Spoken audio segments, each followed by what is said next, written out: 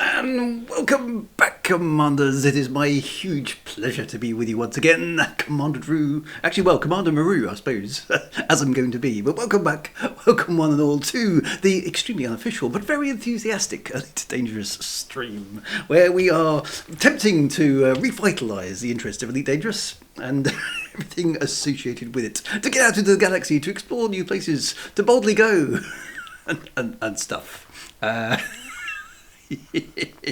We'll see what we can do. It's basically yes, it's not going to be the Kobayashi Maru. It's just going to be Maru, the further adventures of Maru, or something. Anyway, we'll get onto that. But first, now again, I would do the thing, which is the thing, for those of you who know what my stream is all about, that is the thing, and the thing must be done. But this, again, I'm afraid there are too many people in the chat for me to do that without. I'll never catch up, and we'll spend the next 15 minutes doing it. So I apologise once again. We're going to have to find another thing that was the thing that we do at the beginning of the stream. So I know. It's wrong, isn't it? But hey, it's not a scalable thing, alas. So, but anyway, welcome to you if you are a stalwart member of the stream and you've been with my streaming for many people, for many years, or otherwise. If you're new, a hugely warm welcome to the stream, and thank you very much for popping in. So I lost 3 people by not doing the thing, and then maybe I'll do selected things that should be selected things of a thing or something. But yeah, there's too many other folks to have a thing. Is exactly right. But before I get on with it, now I've been accused in the past, and this is totally unwarranted. That I sometimes waffle and go on about things indefinitely for an awfully long time, and sometimes get even distracted. So I thought, well, I mean. I'm going to embrace this. And it's all your fault. Okay, you've been encouraged me. With waffles and various other things. So this is entirely down to you, my friends. This is entirely your fault. So are you ready for the first segment of the show this evening? Here we go.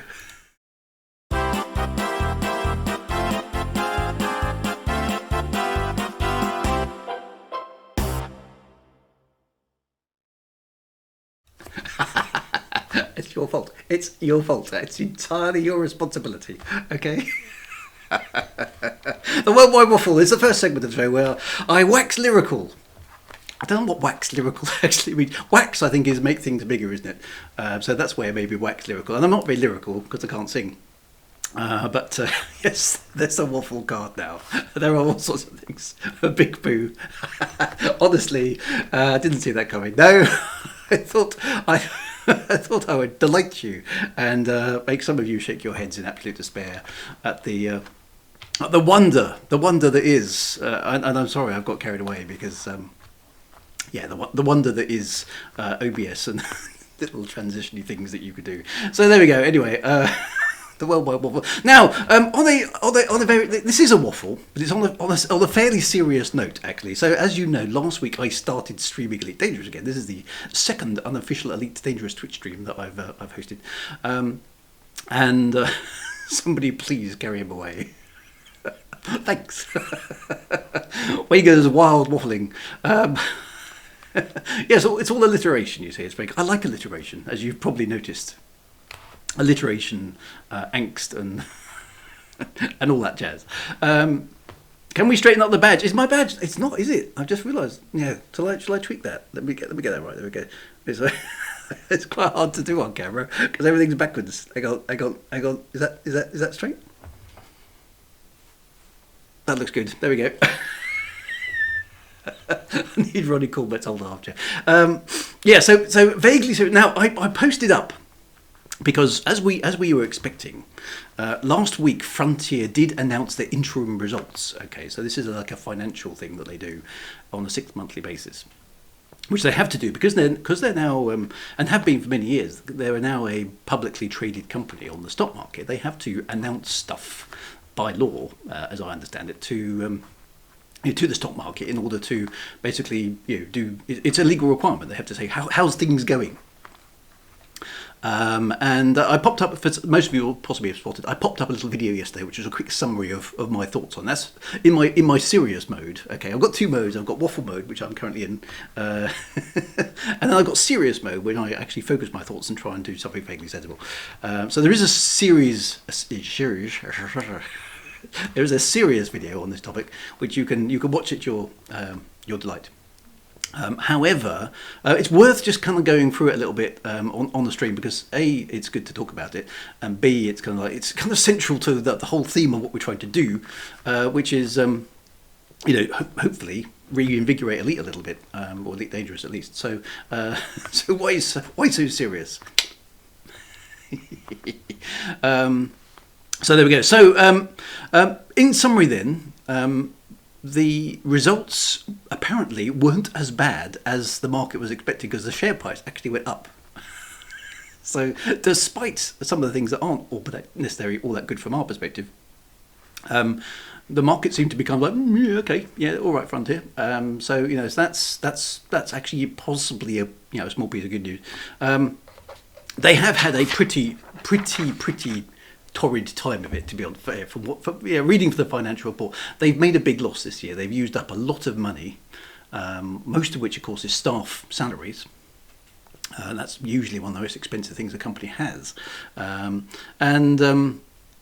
as a result of that, they've burnt through a lot of cash. They have cut costs by 20%, which they're hoping will tide them over for a serious amount of time, and they've sort of written off a lot of the costs involved in making things like Odyssey, the Formula 1 games, and the Realms of Ruin game, which unfortunately flopped quite hard at the end of last year. So they are trying to turn over a new leaf in order to kind of move on from where they have been before. But basically I think it's fair to say their last 4 releases basically haven't had any traction. None of them have turned a profit, so they've effectively written off those investments and they're going forward with something else.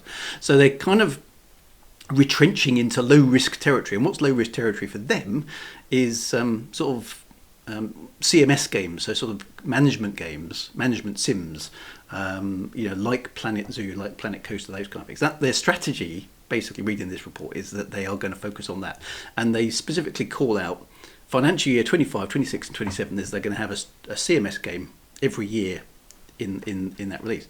Now, very tellingly, and a bit kind of like, okay, there's no mention of Elite Dangerous at all. It doesn't even come up in the report. The only word Elite, actually, in the entire, because I did a search just to see, the only mention of the word Elite is right at the beginning, where it says David Braben, creator of the iconic Elite, and that's that's the only mention you get. I was like, okay. So there isn't much good news. The only thing you can really take out from it, there are a few points, which is Elite still seems to be profitable, although it's quite hard to work out by how much, because you can't really break it down. But it's definitely not front and centre in this report at all. It is. It doesn't seem to be costing them any money. So all the time it's bringing in a small amount of money, then you leave it alone, right? So that's a thing. Frontier has promised in this report to, and quote, support and nurture, end quote, the back catalogue of games that it already has, which presumably includes Elite Dangerous. They don't actually mention it by name, but they mention some other stuff, but not Elite. On the good news side, that's about it. There isn't a lot else to talk about. So at the moment, it's slim pickings. Now they are still doing Elite stuff. I was curious actually this afternoon, because I was looking at the GalNet stuff, thinking, there isn't any GalNet this week, and then suddenly one's popped up. So they are. Elite is still going on. I think it's probably fair to say update 18 is going to still be coming. I still think they'll be doing the slow rollout of bug fixes and all that kind of stuff. And there's a new CG today, so they are still doing some stuff. Is it likely we're going to get a major DLC or a new version of Elite Dangerous in the next few years? So I think that's now cast into absolute no, because there's just no bandwidth for it, given their focus. So that's a thing. So that's the Frontier report. I don't think it's necessarily much of a surprise, but I think it's useful to kind of have confirmation of where it is. So it's ambivalent. I would say there's not much good news, but it's not utter disaster either. So that's the thing. Secondly, however, the response to last week's stream was very encouraging. Okay, a whole bunch of you have piled onto Discord and come up with some actually very, very, very good ideas. Now, I don't know, obviously, and I can't promise that any of these ideas will influence Frontier in any way, shape, or form. But yeah, we can at least try, right? And I think actually we've got a reasonable selection of ideas. We'll do the Fdev wish list later on, right? But there's a reasonable selection of ideas in there, which I think, with a bit of tidying up, merit some thought. So there's some good stuff there. I don't know. I'd love to be a fly on the wall, right? I would love to be a fly on the wall at the Frontier kind of. I don't know. What would you call it? I don't know, a retrospective or a kind of. Review of the last few games that they've released. What did we do wrong? Have they sat down and tried to analyse the cock ups basically? I don't know. That would be a fascinating meeting to have been in. But we have no visibility into that. So that's quite good. Now the other thing that's obviously quite plainly visible from this is not everybody agrees. On what should be done, and I think that's an occupational hazard, right? So there are some ideas, and some I think will have to fall by the wayside because they're going to potentially hack too many people off. Because and somebody on one of my YouTube videos was trying to have a bit of an argument with me, basically say, it's the community's fault because we didn't do something. And it's like, well, the community isn't. The community is is the body of all players, right? And people like different stuff, so it's like you can't really say the community means this because the community can have differing opinions on anything, and they do. I know. So that's that's a problem, right? But if we can distill down into to some other bits and pieces, the other thing I think which is quite important, and again, sorry, being serious again here for a moment, is people have been concerned, and I think there's the potential for this in various different streams. I wanted to reassure people a little bit on this. That if you've got a dissenting view, right, or maybe a view that's not necessarily particularly popular, or a view, whatever, on this stream that's okay. My rules on this stream basically, is no verbal abuse and no shouting people down, but basically don't be a dick. is the rules of the stream. But if you've got if you genuinely think Frontier has screwed up beyond all possibility of salvation, then that's a valid opinion. I don't have a problem with that, and we're free to talk about those sort of things on the stream.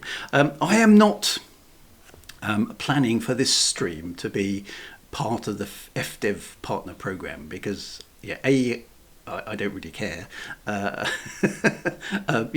little officialdoms, and B, I don't think I need it because that's not really the purpose of it. If this is successful, then I won't need to be there. It's a free environment in that sense to talk about controversial issues. I'm not going to stop you from, you're not going to be moderated out for expressing views saying that, this doesn't work or that's not very good because, I think at this stage, proper honesty is important because otherwise we're not going to get anywhere. So there's a thing. So I don't intend to be constrained by having to obey the rules of a partner program or anything like that. So there we go. Hopefully that gives some reassurance to people. And the same sort of on YouTube and things like that. I expect people to behave themselves, but contrary opinions are fine. So anyway, so that's. That's kind of where we've got to. One thing that has been fascinating is watching some of the comments, and there are some people who are seriously insert swear word off about the situation. In terms of what they feel about what Frontier has been responsible for, I suppose, in terms of what's happened to Elite over the last. I mean, particularly over the last. I genuinely. other than coming back last year to have a look at things at the invitation of Ninja and Big Boo, so I think Big Boo's certainly on the stream. So hello guys. I had no idea how bad it had got in terms of sort of player numbers and general sentiment and stuff. I mean, I was kind of out of the frame, but I'm genuinely surprised how much it has declined in that time. So it does pull up. But and there's some strong feeling about this. Some people who have really been, in their opinion, very, very badly burned by the whole scenario. And I don't want to, trivialise that. There is some strong feeling out there, and I've been reading a few of the comments, and I've seen some stuff on Reddit, and I've seen some stuff on YouTube, and I've seen some stuff in, various other places. And there's some strong feelings, and it's important not to trivialise that. If we're going to do anything about this, we need to, I feel I need to embrace that. So part of that is I'm not going to be part of the Fdev partner program, so there's a space for that if we need to discuss it. The other flip side of that is, I get it. Okay, and I know me coming back as well is a bit kind of like, oh well, yeah, drew this, drew that, etc. Whatever. I'll ride that as well. That's not a problem. That's my issue. But generally, again, the purpose of this stream, and this is the 40th anniversary year of Elite, and I've been a fan of Elite since I first saw it back in the day, back in 1984. For all its faults, and it has many faults, and I think we could all agree on that too. It and its community are a thing that's worth trying to fight for. So that's really, I suppose, the impression the takeaway from this. So hopefully that makes sense still, and that's where we are. So so we've had the interim report.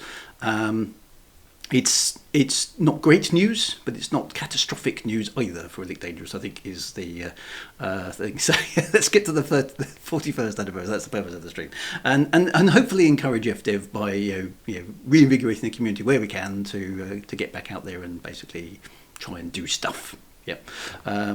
So there we go.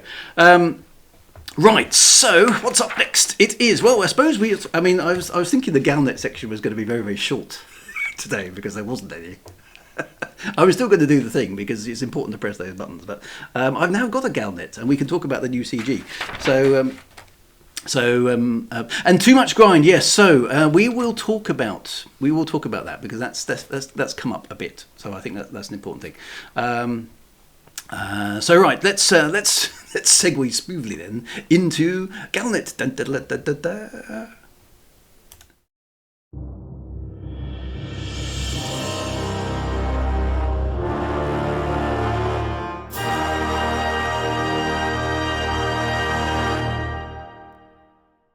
Right, and there we go. So hopefully this is still working. I'm amazed at how professional and how smooth and how polished this bit now looks. For anyone who knows my streams of old, will be in total agreement because my streams of old have always been entirely rubbish. Supported only by my amazing wit and personality, of course, which carries everything through.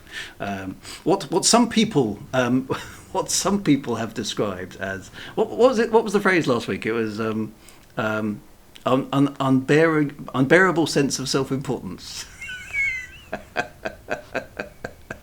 I am amazed. I am amazing for myself. Yeah. So.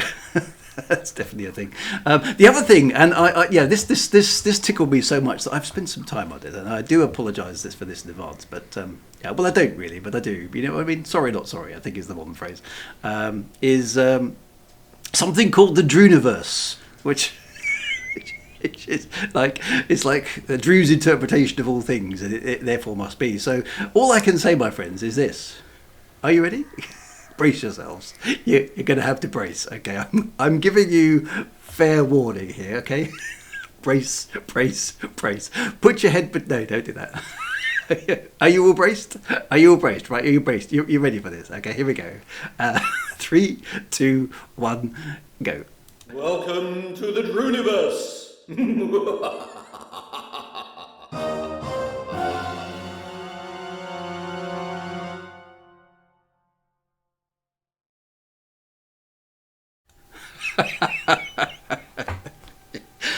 So I just couldn't resist. Very, very disturbingly. How much bracing time does everyone actually require in the future? So, all the hats, the internet, someone has too much time on their hands.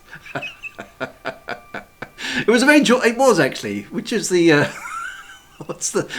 did you like that Aisling actually has a has blue hat? Did you notice that? Do you need to see it again? just to cope. So it's clearly sponsored by the Evian Brandy. One more time, says Commander. Right, now this time you've got to pay attention to where all the hats are, because, okay, it's important. Are you ready? Welcome once more, my friends. Are you braced? Are you braced again? Welcome once more to the Druniverse. I present for your delectation and delight. Welcome to the Druniverse.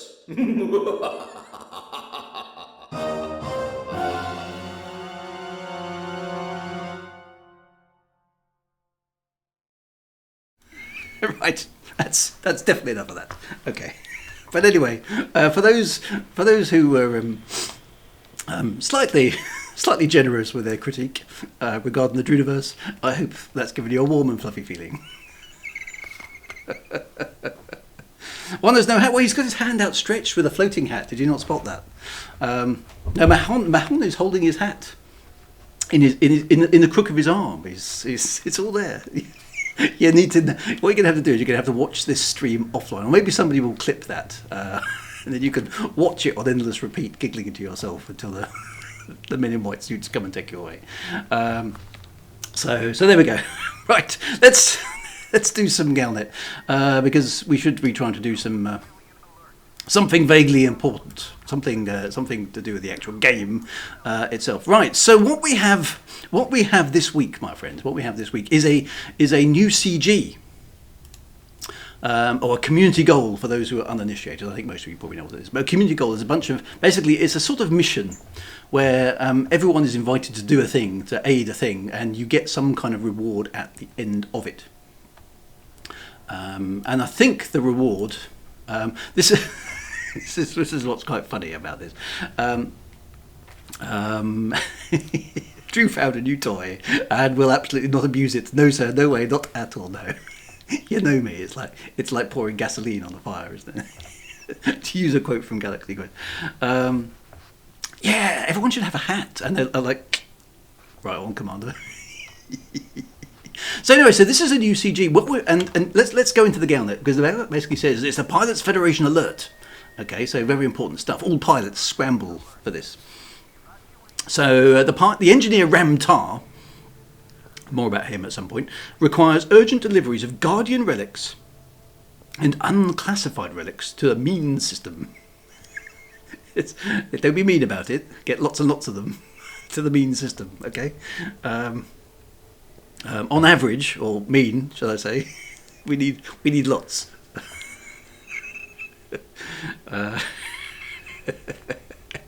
Right, okay. I should behave myself and stop trying to do really rubbish jokes. Professor Alba Terru, head of Aegis, made an important announcement to launching the initiative. Since the arrival of the Thargoid Titans, we have developed several new modules to bypass their defences, but these motherships remain a constant presence in our space, continue to unleash never-ending swarms of Thargoid vessels. Okay, a recent theory presented by Ram Tar has the potential to change this situation. Okay, so the situation is the Thargoids are the constant present. So basically Remtar's presumably coming up with some neat way to stop the Thargoids being present. Let's see what's going on. Although details of his research remain classified for the moment, the theory is derived from the Thargoids' inherent vulnerability to the technology of their ancient enemy, the Guardians. More about them later as well.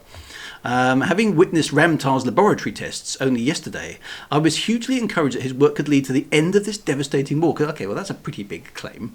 I wonder what's going on in that laboratory then, because, you know, if you're using some Guardian tech to tackle Thargoids, I mean, what are you doing? Have you got some larve Thargoid specimens in there, and you're sort of prodding them with glowing cyan things? It's pronounced Aegis, you savage. No, it's not, Wintermute GB. You should know better, man. It's Latin. It's Aegis.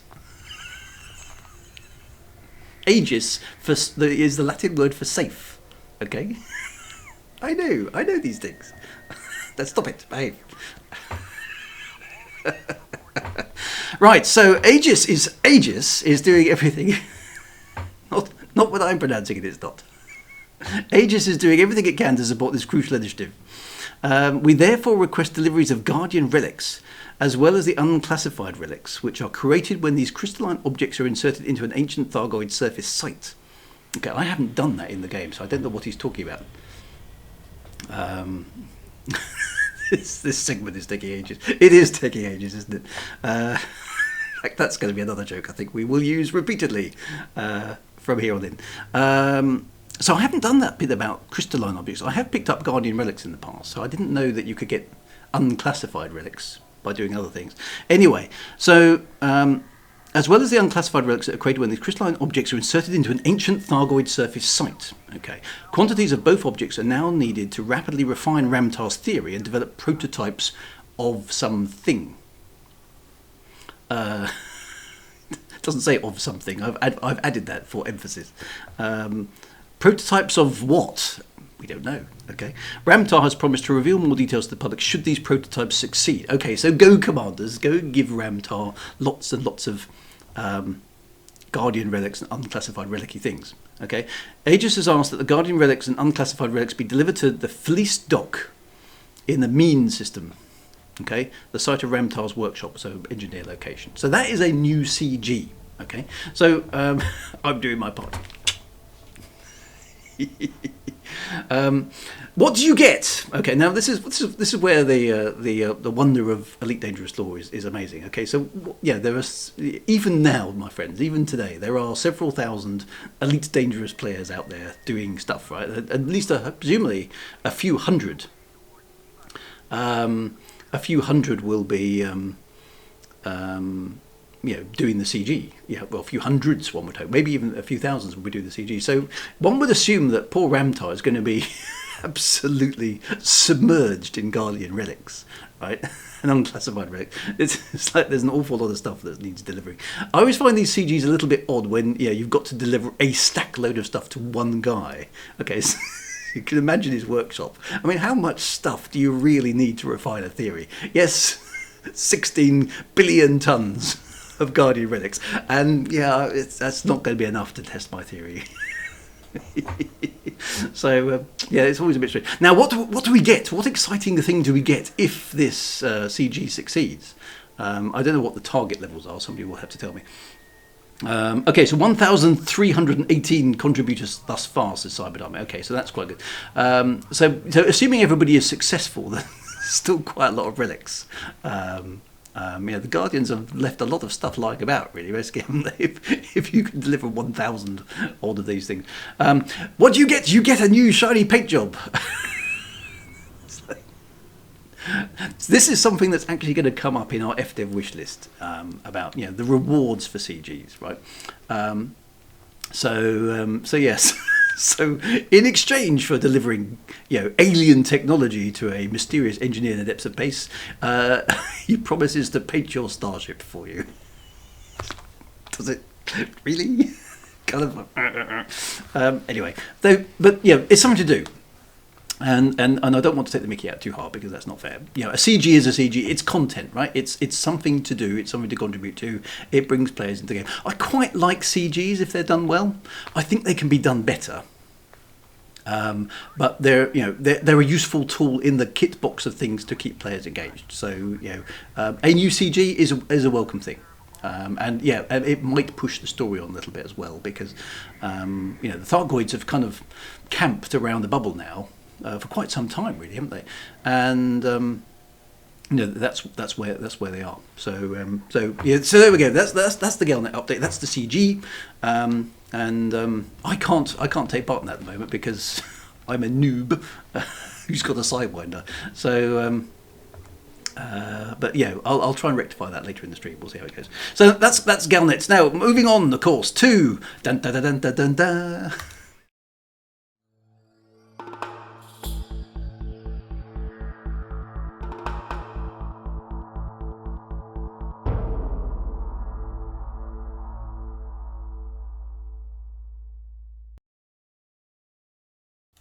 Now, it's my intention in this space, and sorry that I'm now in the midst of emptiness in the corner of the screen. The chat room will cover in a minute. What I'm planning to do is pick out various little bits of lore that might have otherwise been kind of sidelined because they're not sort of mainstream, and dive into them a little bit in this sort of segment of the screen of the stream. And what that means is, I've got to do a little bit of research. I'm picking up some topics. I haven't got them all there yet. There are some other bits, and I've been requested, and I think it's an excellent request by a few people to basically say, can you go into some of the, the background of the society in which Elite Dangerous sort of sits? So, what sort of technology do people use? What's, how does communications work? How does the power plants work? Do you know anything of that? What about the background to these organisations and that stuff and that stuff and that stuff? Now, I do have that information. Okay, I do have lots and lots of that information, actually. And the reason I have lots and lots of that information is because I was privy to the development guides, of which I still got a copy on my PC under lock and key, that we used to create the game in the first place. Now, the problem being is that information is covered by an NDA, which I signed in good faith 10 years ago now. But unfortunately, that NDA doesn't expire, right? So, I can't stick those documents on screen and go, look, here's some stuff, isn't it cool? What I'm going to try and do is I will do two things for you. One, which I'm going to try and cross-reference stuff that's in those guides that is somewhere present in the rest of the Elite Dangerous universe. If it is present there, then I can talk about it because it's in the public domain. For stuff that I can't find, what I might do, and I'll work up the courage to do this, because the answer is probably going to be no or not, and nothing will happen. But I will ask Frontier. I'll send them a message and say, look, I'm trying to promote Elite Dangerous by doing this, this, and this, and this. Can I talk about some of the stuff that's in the background of Elite? And it's it's not going to be. It shouldn't be story critical.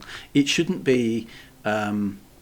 It shouldn't be spoilers, really. It's more sort of just fleshing out the details. If I tell you that the communications protocol of the FTL comms or something is this, and this, it's not gonna blow the entire universe of Elite Dangerous apart, right? So there should be lots and lots of stuff in there which should be safe for me to talk about, but it will be authentic because it's in the background of Elite, but it's not necessarily common knowledge. But I can't do that without their permission unless that information is already out in the game or in some kind of usable context already. So I've got to do some checks on that. I was looking at that today thinking maybe I should just do it, what the hell. But then I thought, no, Frontier might sue my ass, so or my asp. I need to do a little bit of due diligence on that one and make sure that's okay. If I can find a reference to it in the game or somewhere else, then that's all fine. If I can't talk about it without permission. Because that would, it's not ethical of me to breach an NDA just for the purposes of here's some cool stuff, right? However cool that would be. That seems sensible. But it's a really good suggestion, and I think there could be a lot of value in that because there's some interesting background stuff, which doesn't affect gameplay, doesn't affect anything really. It's just kind of interesting. If you're into the background and the lore of the society around Elite Dangerous and all that kind of good stuff, it could be really, really cool. I will do my best to see if I can assemble something like that for you and sort of take you through it in this segment of the stream. We'll see how it goes. Will I be able to reveal the location of Rex? No. No, I won't. I'm sorry. I don't actually know. Genuinely, I do not know. Regardless of all the involvement I've had with Fdev over the years, I have no idea where or what Rex is. All I've got is as many guesses as you guys. So getting a permission from Fdev will probably be drawing blood from stone, but I will try, my friends. I will try, and I will report back with any progress that I make. We'll see. You never know. They might even watch the stream sometimes. They go, actually, maybe this will help, because that is genuinely the only intention here. Is if we can increase the interest in the, and I think the lore itself and all the stuff that's in the background of the game actually it helps. It helps. It helps promote the game. So that's if we can use that to help promote the game, great. Yeah. So we'll see what we can do. Good stuff on that. So watch this space, commanders. Watch this space.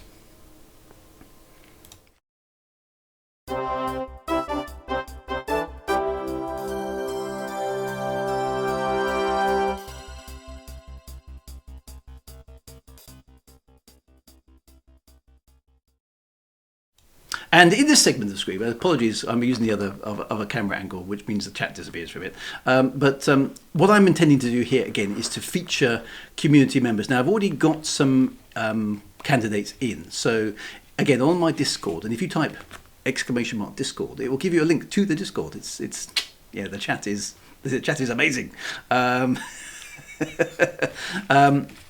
Then you can find a link to my Discord and suggest, if you are an Elite Dangerous community content creator of any kind, and I think that covers streamers and YouTubers obviously, but it also covers people who are doing lore summaries, or it covers people who write the tools, or do anything else that's a little bit less obvious to the wider. And if you're a content creator of any type, struggling to get a little bit of an audience, then I'd like you to go onto that community comms section of Discord. Just put your details in there, and I will schedule up. And I'm going to do my best to try and highlight some of the amazing bits and pieces around the edge of the Elite game that the community has generated. What about the guys who make sarcastic comments? Do we get a shout out? You just did. So pop along there, and if you know somebody who maybe is a bit shy, and you think actually these guys deserve a shout, or this lady deserves a shout, whatever it happens to be, bung their name in, and I'll make contact with them. I've already got a list on there which I'll work to start scheduling up. So there's some good people out there doing some good stuff. People who are already established probably don't need it, but if there's some stuff that's actually this stuff's really good that should be seen more of, that's the sort of stuff that I'm trying to get to. Does that make sense? Hopefully that makes sense. Damn recognition, I just want cash. Give me money. Dear, so there we go. As this sort of stream matures a little bit, I'm going to schedule them up, maybe get some sort of guest interviews on and various things like that. It might be through Discord, it might be through a chat, or might be pre-recorded depending on how it goes, but I want to kind of highlight some of the stuff that the community does as best I can. So get your nominations into that space. So that'd be really, really good. Now it is time, my friends. It's time for Commander Maru to make his way through the Elite Dangerous Galaxy and do some stuff. Right. So I need to kind of get going with my character. So last week I was. What was I doing? I was basically did the tutorials, failed my way through the on foot stuff, and then did reasonably okay in the spaceship stuff, I think. I think so. It's time for my alter ego to step onto the stage and go from there. So let's see how I do. And your sage counsel as I wrestle with the complexities of Elite Dangerous Odyssey, which I have not really played. This is the weird thing for me, is I wasn't a fan of it, so I kind of ignored it. And now I'm in the situation where I'm excited about it. I'm going to promote it, and try and play my way through it, and see if I can enjoy it. Let's do the thing. So anyway, it is now time, my friends, at last, for yet another cutscene. Here we go. Are you ready? Are you braced? Are you ready to go? Let's do the thing. See you in a moment.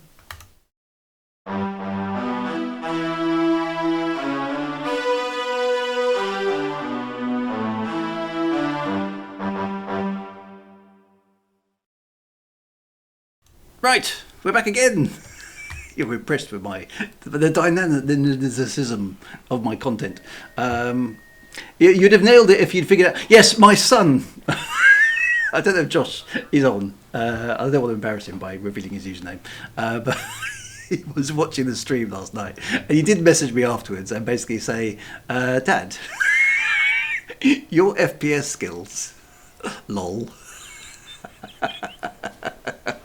And I kind of got the hint from that maybe I hadn't done I wasn't as brilliant as I thought I was, because I thought I was pretty damned awesome. Obviously, I always do. That's because I'm obsessed with my own sense of self-importance. As the creator of the Druniverse, I'll press that button again. I will. Anyway, no, I am not an FPS player. It is not my idea of fun, to be fair. Anyway, right. So where am I? I am Commander Maru Farstone.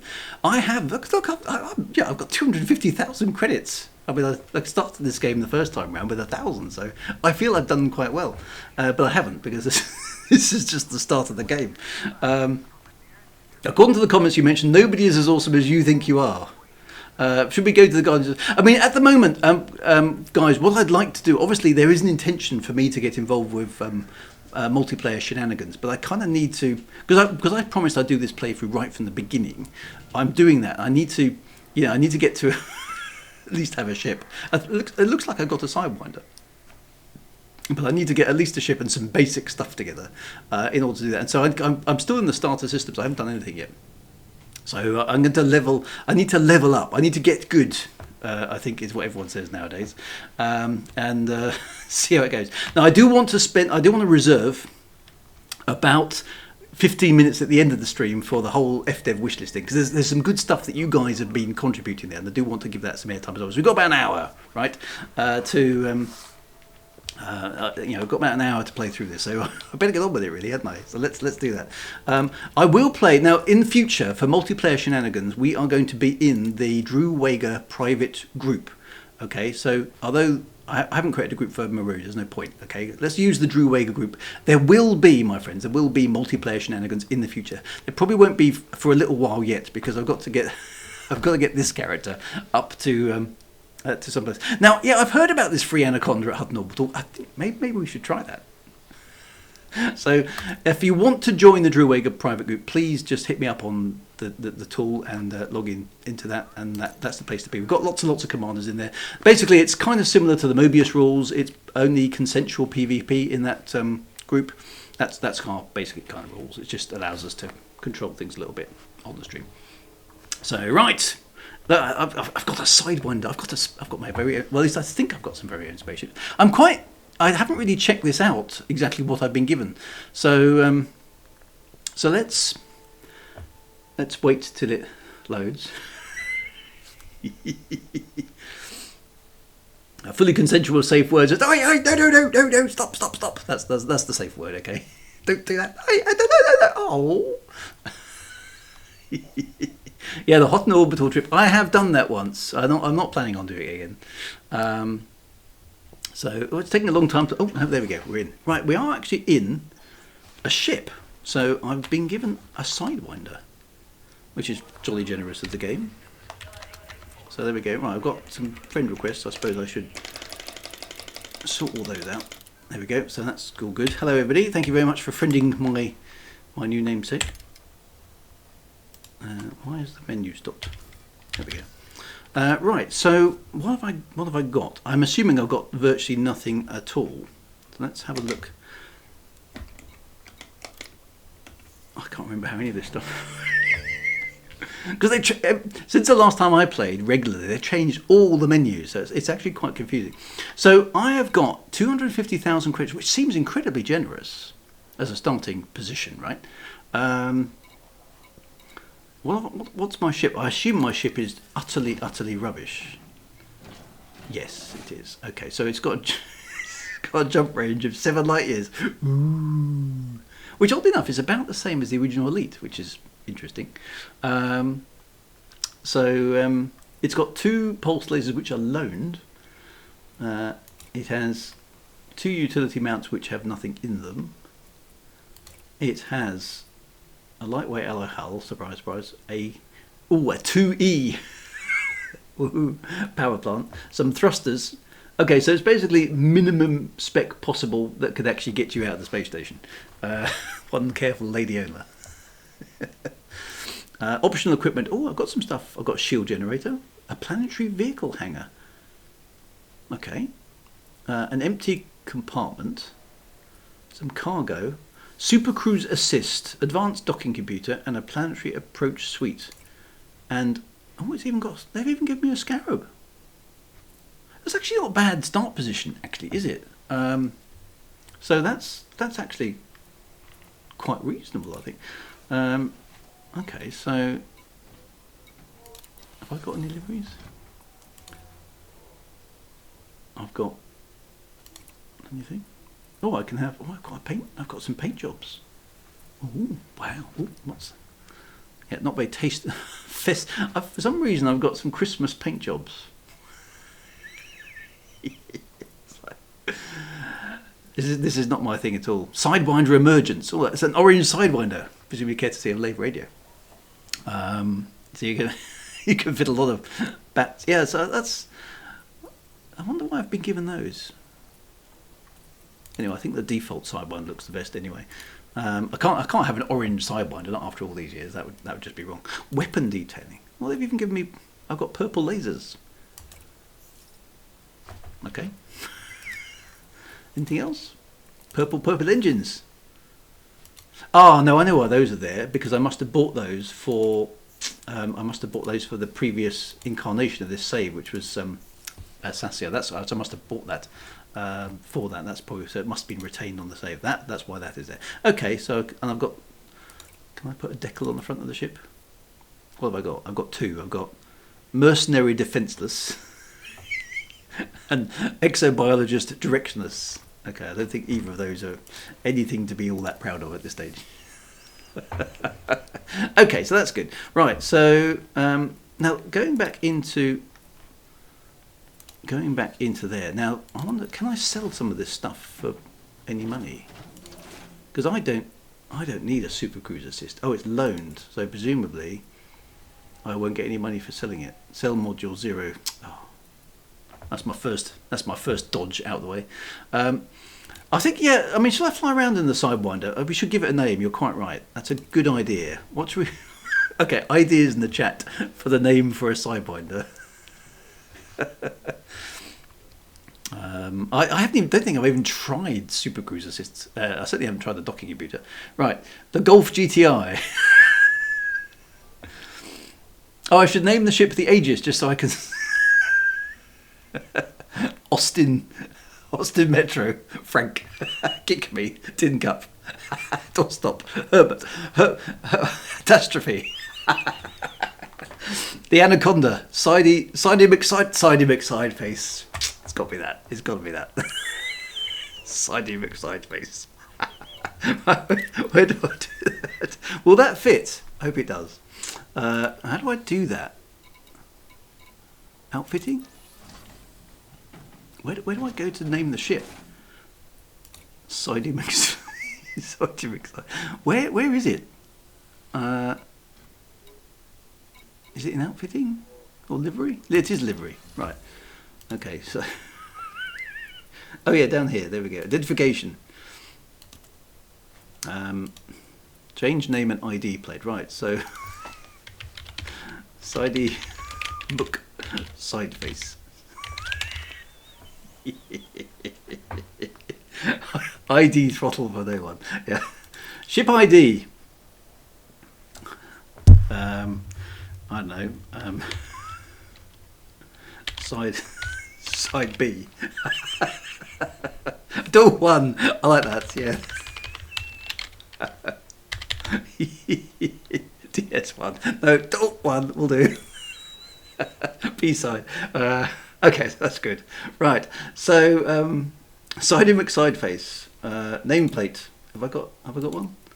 No, not that one. There are some nameplates. Identification. There we go. Oh, I haven't got any. Oh, that's mean. Oh dear. Sidey McSide. It would look quite good, wouldn't it? Right. Okay, so we got a spaceship. Okay, so. Can we upgrade it here? Is it worth upgrading a sidewalk? I feel like the jump drive is going to be something. I mean, where's the that'll be under core internal, won't it? Frame shift drive. Are there any options?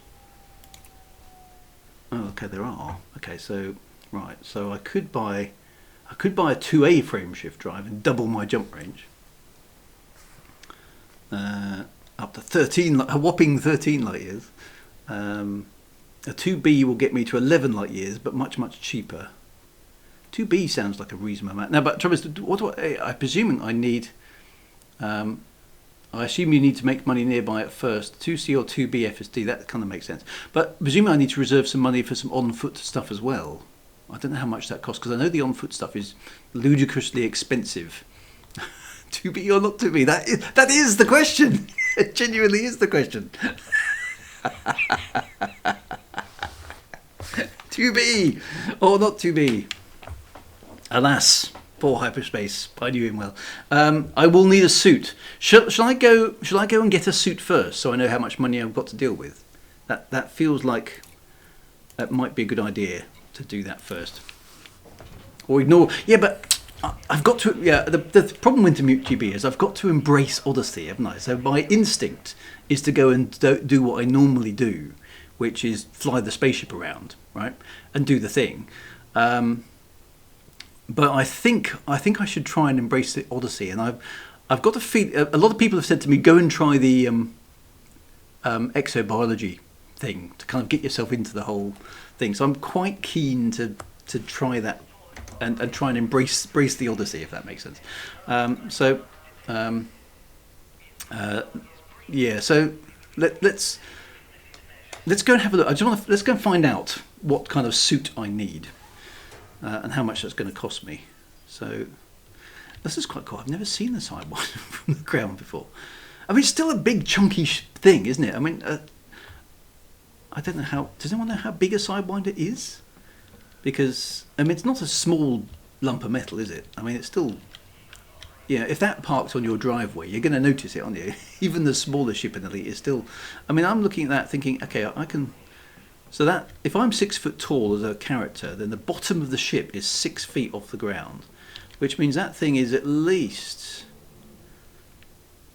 24, 30 feet up in the air. You know, it's as big as a house, easily. It's bigger than most houses, right? It's still a big thing. You can, yeah, I'll have to play around with camera, but yeah, it's not an insignificant thing, is it? A Sidewinder. I know it's the smallest ship in the entire game, but it's still. Let's admire. Let's admire for the moment the beauty that is the Sidewinder. I mean, it's the entry level ship, but it's all right.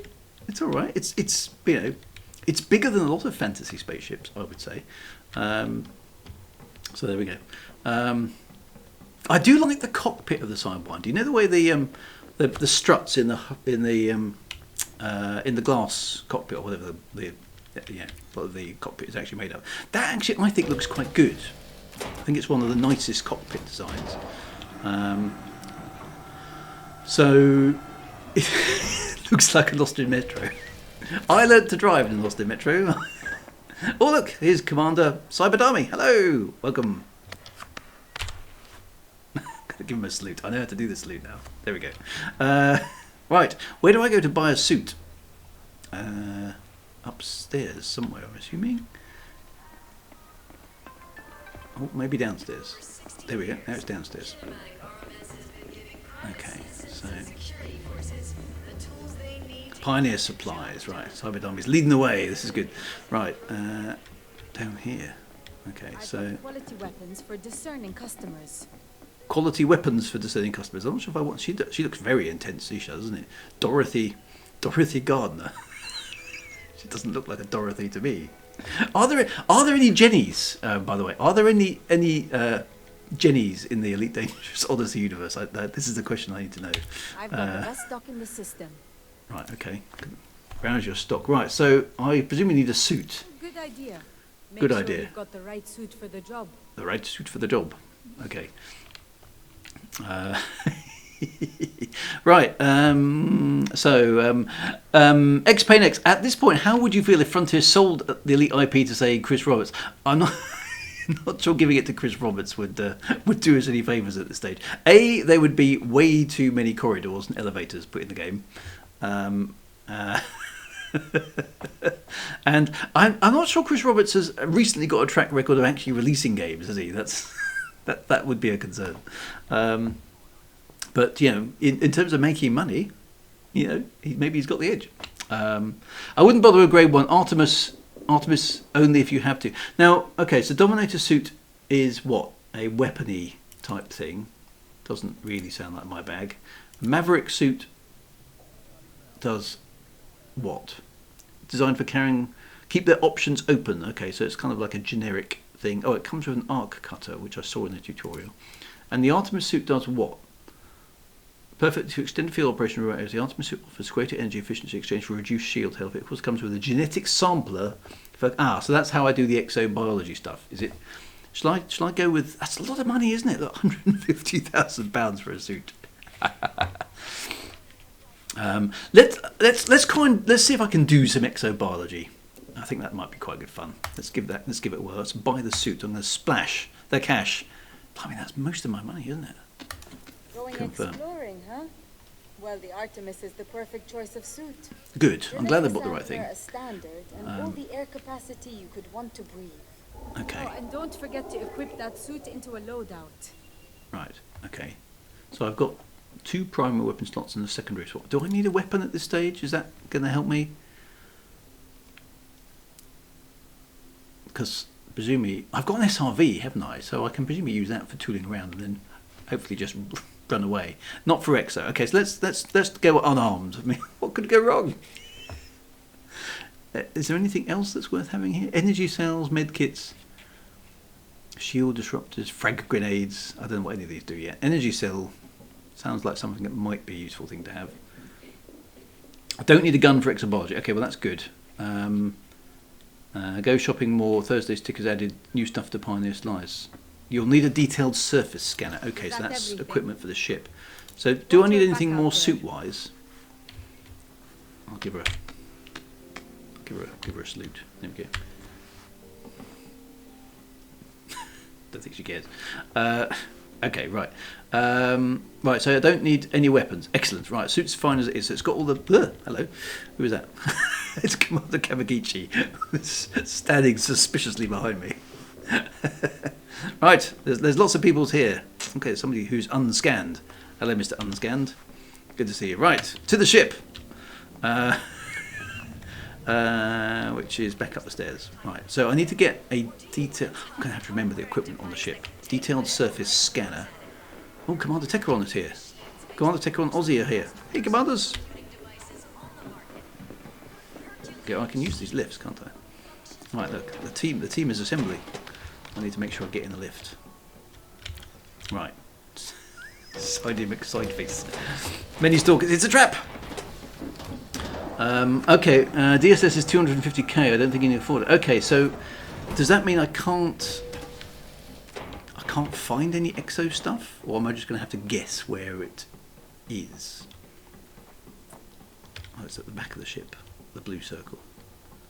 This blue circle has come up a few times on the things we wish were different list. ED seems to be doing very well. We can see several players. Yeah, exactly. Right, so let's go into outfitting again. I think. Okay, so what would I? It would be optional internal. I've got a space for that. Is there anything I can put in it? Planetary shield drainers. There aren't any scanners here at all, unfortunately. Is there anything here I don't need? I don't really need these, but it doesn't cost me anything to. Unless do they weigh anything? Would the if I got rid of it, would it lighten the ship at all, or is it just a computer plug-in? Looks like a really old school hard disk, that does. Okay, so there's no point getting rid of it. You'll have to just guess. Okay, I'll do my best to guess. Right, so I think the only thing we probably want to do is upgrade the... Have we got a fuel scoop? I bet we haven't got a fuel scoop. We probably... Do I want to upgrade the jump drive from a 2D to a 2B? That feels like it might be worth... How much money have I got left? Not very much. You do make... Right, okay. I think I'm going to go for that. I think that seems to be a reasonable bang for the buck. Okay. Okay, so I've now got a Class 2B frameshift drive. I have to use the old eyeball Mark 1, and I've got 2 pulse lasers, so you never know. There's no weight, so keep them. Right, okay. I have got a scarab, which is good. So, okay. Right, so let's go see if we can find... There is... Let's have a look at the galaxy map, see where we are.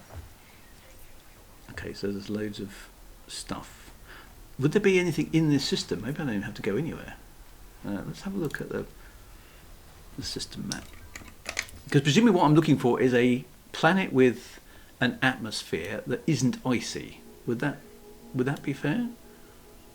In fact, the planet I'm actually on looks like that. It says it's an ice world. Okay, so that's no.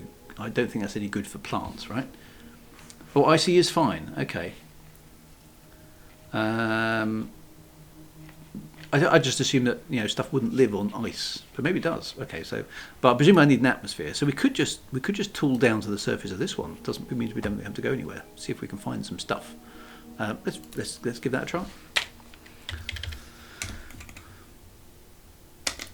No, I didn't mean to disengage. I was looking. I pressed the wrong button already. Right. Okay. Back in the ship. Right. Where's the launch? Yeah. Oh, it's got. I don't want to auto launch. Can I get? I just want to fly the ship. Let's. I'm going to sell the docking computer. I don't need the docking computer. I know what I'm doing. I don't want the docking computer. That's just going to be annoying. Where is it? Optional? There we go. Sell that. Or just get rid of it. Or store it. Sell module. So I store it, then I can have it back. There we go. I don't want it on the ship. Right. Now I should be able to launch normally. Right. So I can fly. Here we go. Or I could have just external panel ship auto launch off. Right. Okay. I can turn it off. Oh look, the little cute little sidewinder. What's a harmless commander doing in the middle of Arcondelane space? I guess we'll find out. Oh,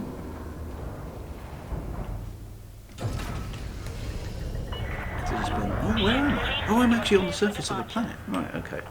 So, okay, well that's not a bad place to showcase the game as you take off, is it? That does actually look quite so. They've chosen their start location quite nicely, haven't they? They've got rings in the sky, spaceships flying about, nice blue kind of environment. It's pretty. It's right. First, you'll need to use the full spectrum scanner to find. Oh, do I? Is that built in the FSS? Do I have one of those? Let's have a look at mine. It is built in. Okay, so I've got to fly up into space, go into supercruise, scan the planet, and then come back down again, presumably.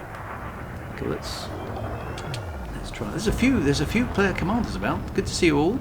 Keeping an eye on me and my little sidewinder. Thank you very much for following. Appreciate that. Thank you for the follow there, Wolf R Testers. For those of you who have followed, I've missed it on the screen. Apologies. I am trying to.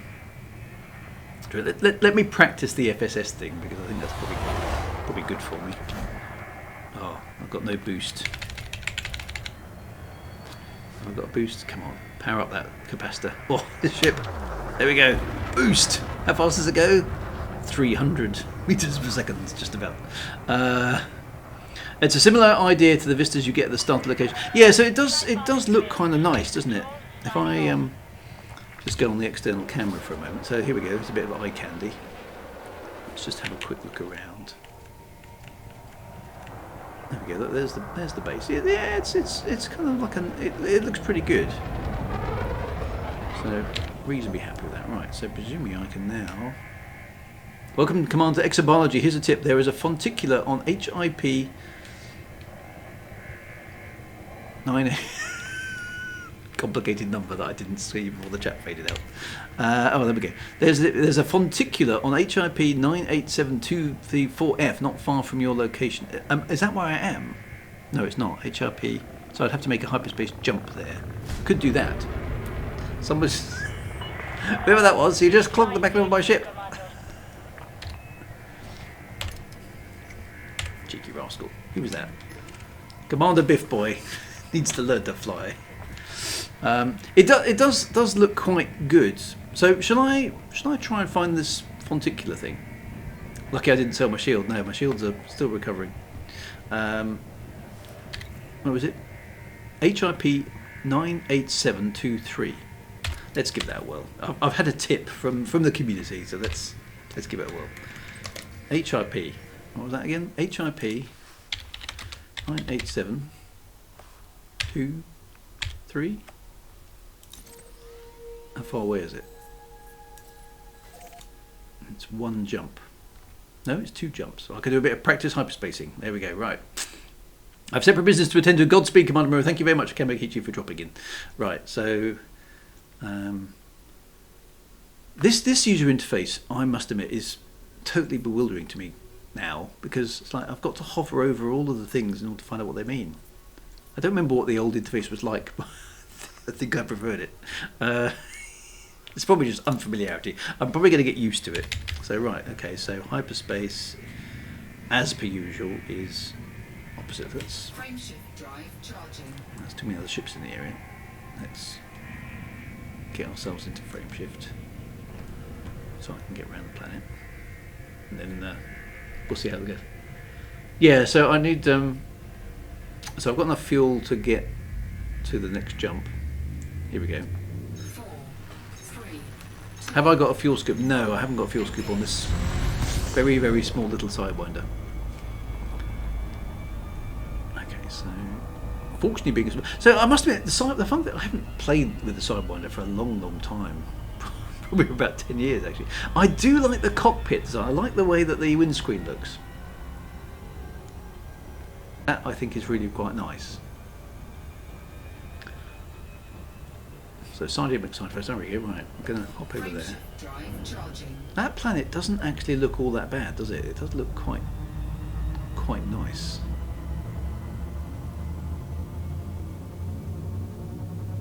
Yeah, that's got a nice vibe to it with the thin atmosphere there. Here we go.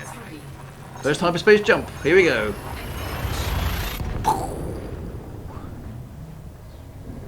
This all looks very familiar. Glad I bought the slightly better hyperspace drive. Right. Okay, so that's... Oh no, look, there's a hyperspace dethrottle. Just hold it together, Drew. Hold it together. Don't say it.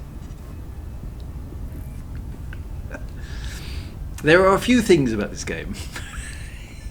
I really would just like to walk into Frontier and just go, excuse me, I'm just going to update a few things. Dethrottling is one of them. If we'd got hyperdicted, what we'd have done, I would have panicked. I assume a starter Sidewinder is not going to do all that well in the battle against the Thargoid. Right, so this should get me to... Oh, I can turn it... Can I turn the dethrottle off? Oh, Jack Owlbear, you are the man. Right, okay. Let's... Is that an option? Dethrottle... Where is that then? Is it a module? How do I find it? Check out the panel on the right. All the ship are an external panel ship. So I can turn off the dethrottle. Flight assistance. Oh, yes! So auto throttle is fine. Auto throttle is... I'm entirely comfortable with. It's the dethrottle I don't like. Right, let's switch that horrible thing off. Oh no, hang on. That's Super Cruise. There we go. Let's turn that... That's wrong, okay? Dethrottles are just wrong. Right. At least you can turn it off. Good. Right. Right. Planet 4F, wasn't it? Oh, everything's unexplored. Have I got a honking thing? How do I... don't appear to have any control over the hard points. Let me go and check my key bindings then.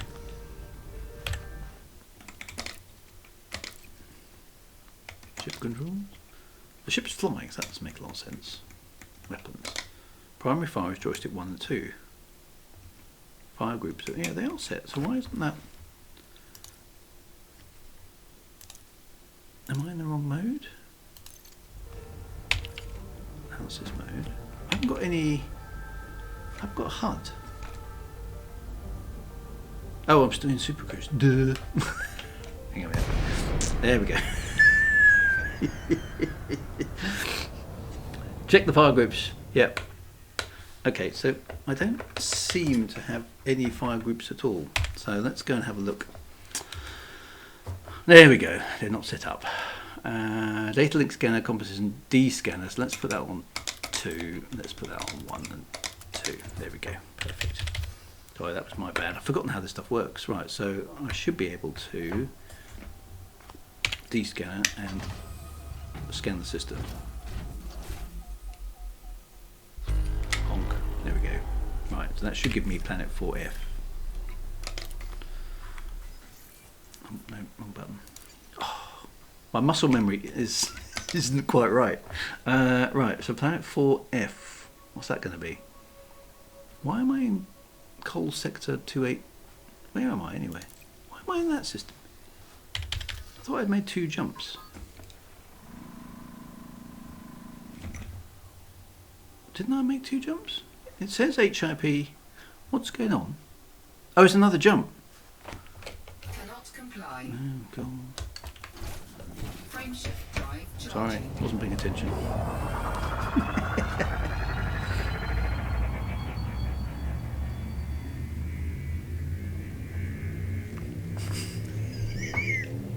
Totally expertise. I told you I was good at this. 3, 2, It was plotted as 3. Okay. It shows the destination. I can't remember some of the detail. It's amazing what you forget. Right. Okay. Right. We're here then. I was going to say it looks like I'm in the wrong place, but hey, I've scanned the system using the honking thing. So I've done that. Right. So presumably I can do that again here. There we go. Let's scan the system. Right. I don't get the music. It says I've arrived. Right. There's 25 things here. Right. Okay. So first things first. What's in the system? Okay, there's an outpost where I can get some fuel. So 4F is going to be what? This one? Oh, I haven't got any. 4F has to be this one. So let's go there.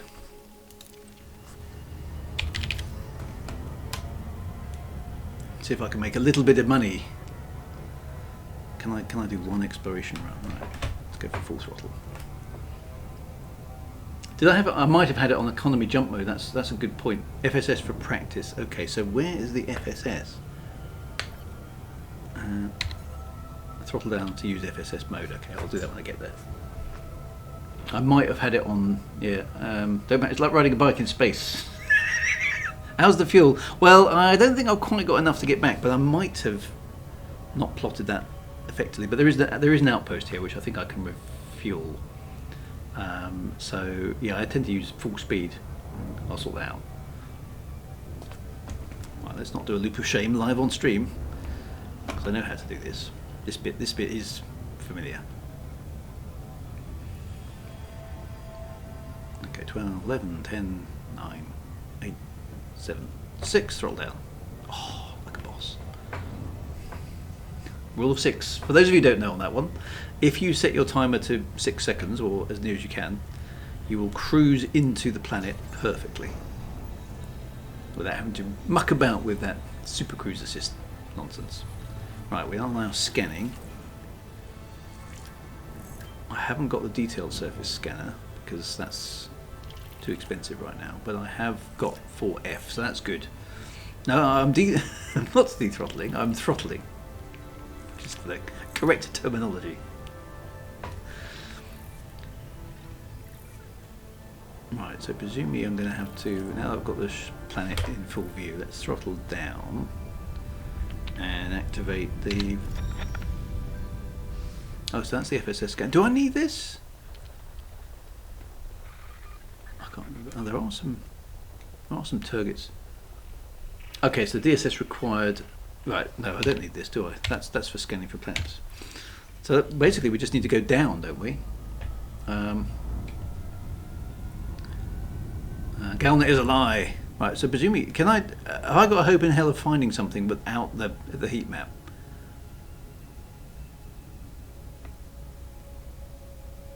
There are some targets on the surface. Unidentified signal sources and stuff. Fly low. Let's just. I'll just go and have a look. I'm just going to go down and see what. Yeah, let's streamer's luck. I'm usually alright with streamer's luck. Let's give it a whirl. Okay, hang on. I can cheat here. Kazaya Mazayo. How would I find them in the? Can I find them in the contacts? I haven't got them on the instancing list, so that's not necessarily going to work, is it? How would I locate a commander? Do I invite them to team?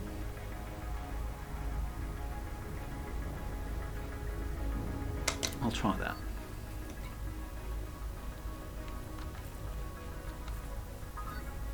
Right, okay, so I've got them in my team. Cool. Right, so how do I locate them? Ah, there we go. Right, there we go. Orbital flight engaged. Are they on the other I think they're on the other side of the planet, aren't they? Looking at that. Well, no, they're not. No, suddenly they're not on the other side of the planet. Let's go down.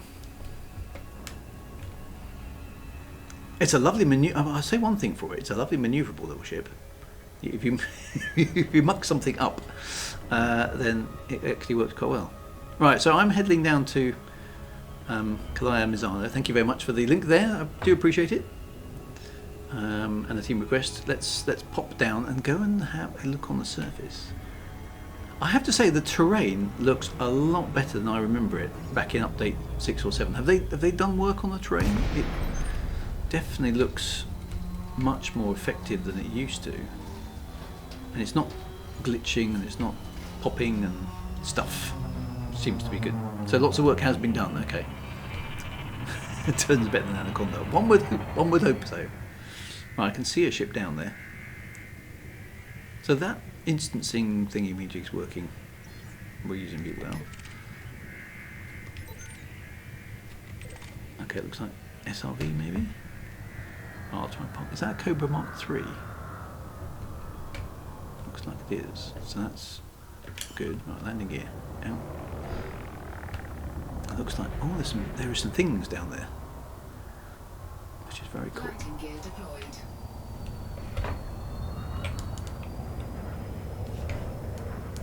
So I can remember how to land.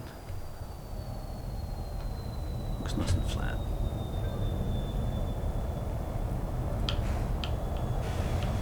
Here we go.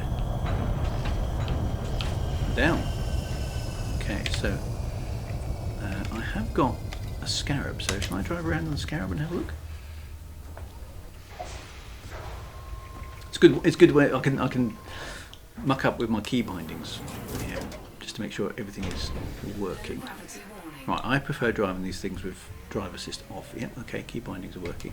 Oh, look at all the ships. Oh, there's a thing. That was easy. Nice Imperial courier there. There's Commander Kylia's ship. I saw a crate land somewhere over there. There we are. Crate Mark II. Nice, nice. So there's a thing to scan here, literally here, isn't there? So okay. So what do I have to do then? Let's presumably park. Put the handbrake on. And what? Disembark. Ooh, there we go. Right. Okay. I like the old. Okay, so I'm in. Okay, look, there we are. Taking my first step onto an alien world. It's an Armstrong moment, everybody. Look, it's happening. It's happening here on the screen. I need my suit. Oh, I haven't got my right suit. Did I not put the right suit on? Oh. Okay. Have I got to do something clever? Fire group check on this. Okay, hang on a minute. So. Oh yeah, I'm just in my flight suit. So I've got to adjust the loadout. Oh, well. Okay, so what? I've got to... Excuse me, I'm just going to change suit. Manage loadout. Okay, so I need what? I need a new loadout? Which is presumably the Artemis suit. Apply the suit. Save loadout. I'll call that exploration. Okay. Use loadout. Yeah. So now I'm in. Oh, I'm in my Artemis suit. Okay, well that was straight from.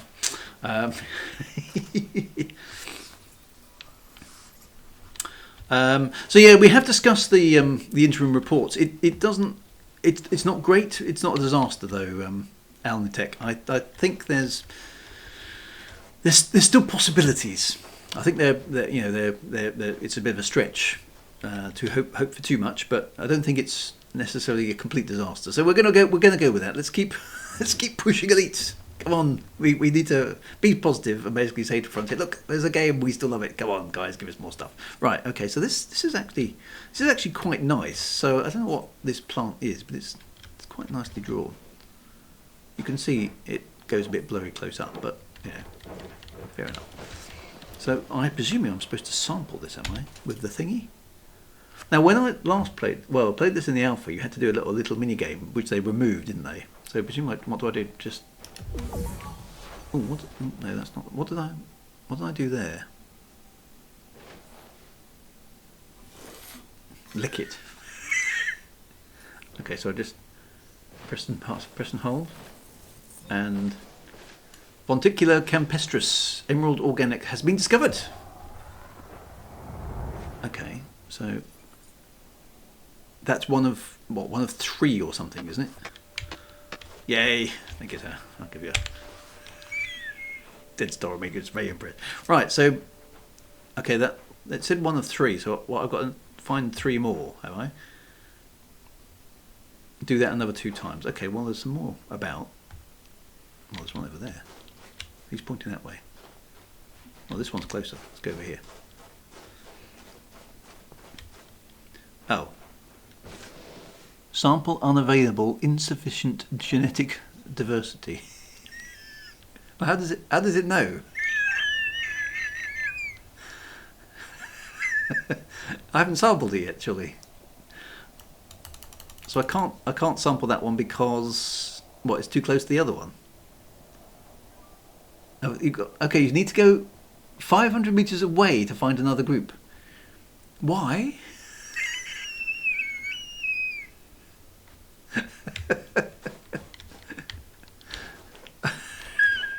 Because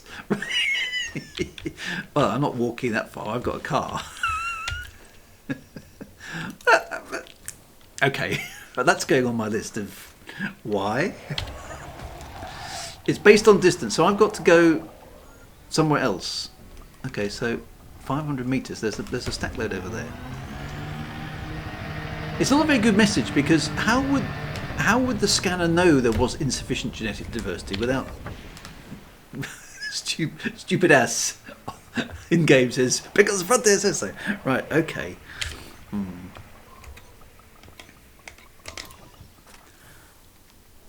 I can understand getting more than one sample. Maybe. Okay, these ones far enough away. Let's find out. Oh, no, that obviously isn't far enough. Try not to get run over by an SRV. No. Okay. Oh, really? This is.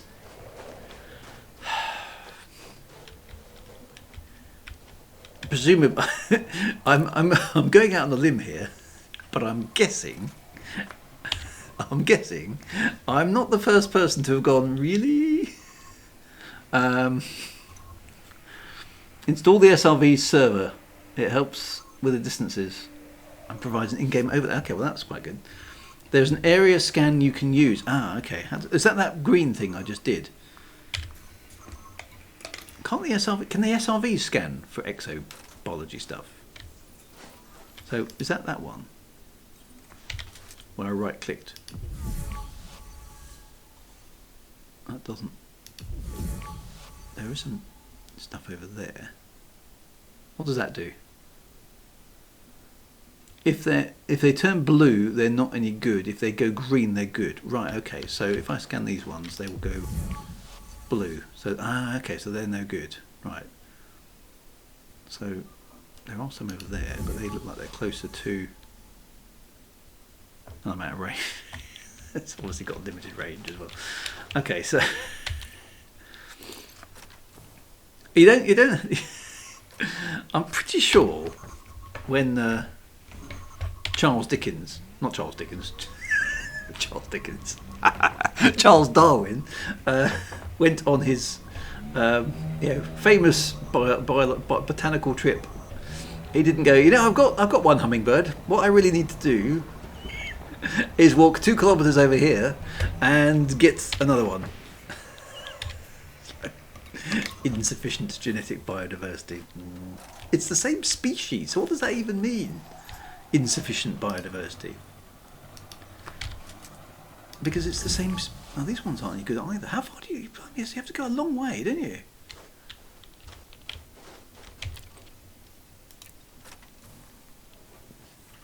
On the origins of all of it. Yeah. Okay. So I've got to keep driving. Hope I find some more. Oh, there's some over there.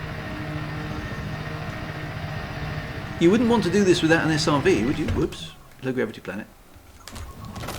Handbrake. Okay, so this is another big critique. I think that it's fair for us to level at the game. Is it? There you are. That one's okay. That it just makes everything take longer for not any particularly good reason. I don't mind getting multiple samples, but I think having to walk like 2 or 3. So presumably now I've got to go and find some more a long way.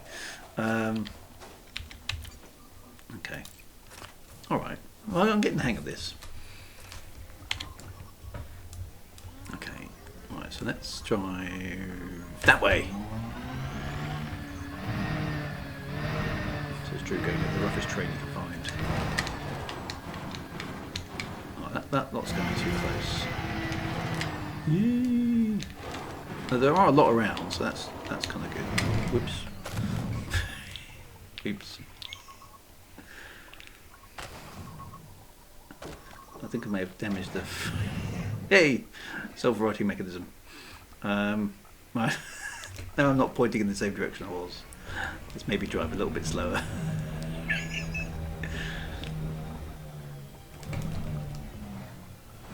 I've forgotten how difficult the SRV is to drive at speed as well. It just seems to have a mind of its own. Right, okay, so disembark in. Maybe these ones are good. Without the SRV, this would be horrible.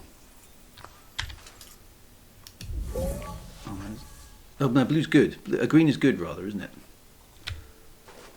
So if this one, if I scan, that gives me 3. And then, oh, I've taken the thingy out. Press the button. Plug it back in. Is that done?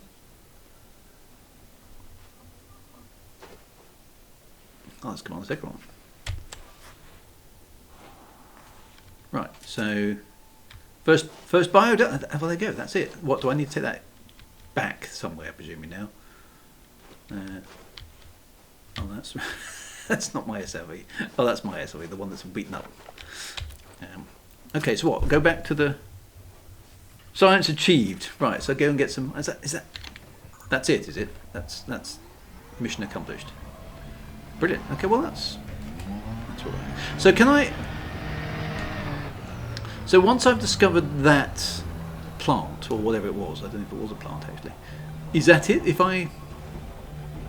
If I sell this data and came back and rescan that plant again, would I get more money, or is that one done? Bacteria is easier than the ship this way. So that one is done. So I can't come back here and scan again. I have to go somewhere else. Okay, fair enough. No, on this planet only. Okay, so this planet is done for that type of thing, which I suppose makes sense. Otherwise, you just sort of grind the same thing over and over again, wouldn't you? Okay. There are a few other plants out there. Okay, well, it's good to do the game loop, I suppose. That was all right, actually. I mean, it seems a bit silly that you have to scan 3. Where's my ship, by the way? Is that? It's that tiny little thing over there. There we go. There also are some bacteria, but they're much harder to find. Okay, I think I can scan it again on another rock. And look, the SRV is literally just about going to fit in a Sidewinder, isn't it? Can't be much space inside there for anything else, can there? There we go.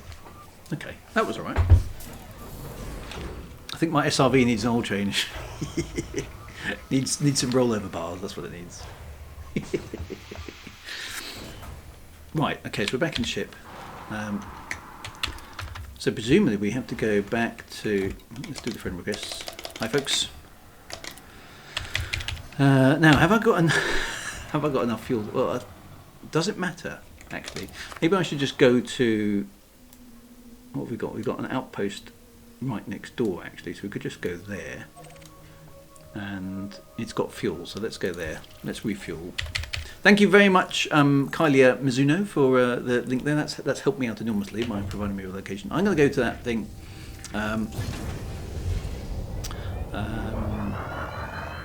Going to go to that outpost and refuel. Watch my mighty sidewinder as it chases after the Great Mark II and doesn't catch up with it. Can you post a link? David Braben has been spotted checking out Commander's coverage. Ooh, okay. Yeah, no, post a link. Post a link. Interesting to know that he's kicking about in the game, eh? Most interesting. There we go. Maybe there's hope. I mean, if David Braben is poking about, maybe you never know. Well, I mean, that can only be good news, right? You might find a carrier of exo-buy facilities. Use the system map to check carrier facilities active. Okay, how do I do that? System map. There was a carrier here, I think. Is it? No, there's two. Are they carriers? Yeah, they are, aren't they? So the Anika. Right, it's got suspended exploration, which presumably means it's not working. Okay, there is also the Drunken Dreams of the Past, which also doesn't have exploration. Okay, well, it was worth a try. Let's go there.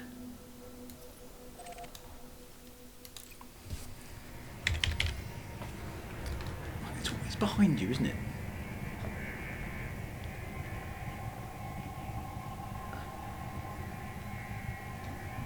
Have you noticed that? Frameshift drive charging. You get less money. Well, actually, I obviously need to go for maximum dosh this early in the game. But let's because time is time. It's already half. How is it already 9:30 already? I haven't done anything yet. I know it's extended waffleage, but anyway. The station. Oh, there actually is one right here. The station fleet carrier needs to have Mr. Genomics. Okay, so maybe I need to check that out a bit more carefully. Maybe I was looking at the wrong thing. I think it would be better if you fill the diversity gauge. The more you scan, the more you fill, the more cash you get up to a point. Yeah, that sort of makes sense, doesn't it? There'd be a reward for doing it rather than just. It feels a bit gamey, like we're just going to keep you here for a bit longer, Commander. So you're forced to drive your SRV around, which is probably a criticism you can level at quite a lot of bits and pieces in Elite Dangerous. The planets definitely look better than I remember. I'm quite pleased with that. That actually looks pretty decent. And I don't know, the frameshift drive also seems to be a little bit quicker than I remember. I don't know, maybe that's just me.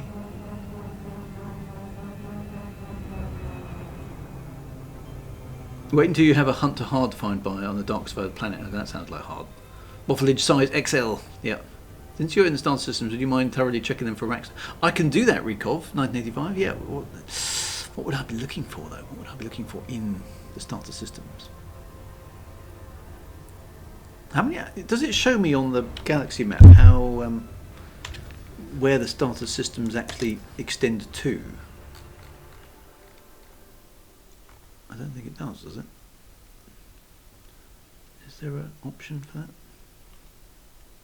Maybe there is. Somebody might be able to tell me.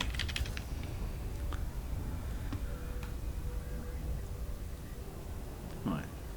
Accelerating off. Remember the last time you looked on the season and the terrain looked at it did. It looked awful, Alan. You're quite right. Last time, I played in update 6 or 7, I think, and the terrain just looked like melted ice cream.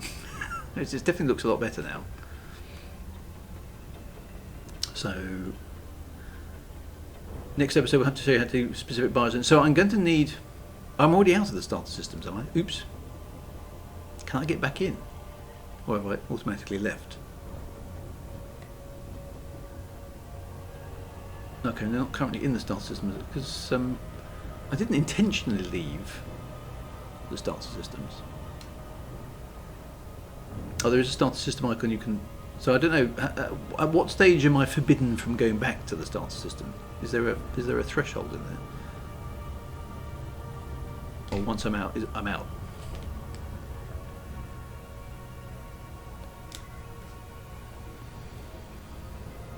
Or is it rank? Okay. So the moment I achieve something. And once you're out, you're out. Okay. I will see if I can go back to where I was. If I can remember where I was. just when I thought I was back in, they're pushing me out.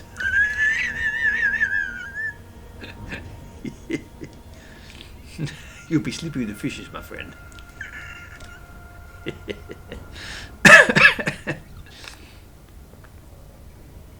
Alright, here we go. Herreshoff survey.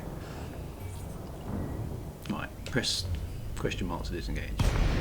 Right, okay, assistance. Oh, I haven't seen the inside of a outpost from a Odyssey perspective. Oh, that could be quite cool. Let's try that. Okay, so I've got landing pad 2. Now these places are 0G, aren't they? So what does that do? Does it do anything interesting? HIP 97950 was the starter system. Okay, that's good to remember. Where's pad 2? There it is.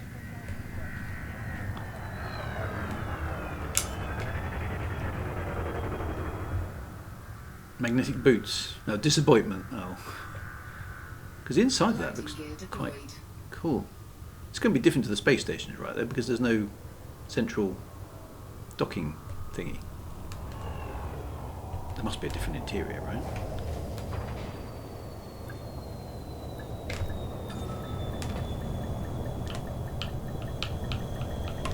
Docking successful. Engines disengaged. Right, we're down. I can disembark here, right? Oh, okay, yeah, I can. Alright, so what happens inside? How can I get invited to group? At the moment, Kaipong, just add yourself to the Drew Wagar private group, and we'll be sorting that out in the future. I can't do it while I'm on stream, unfortunately. That was a perfect barking.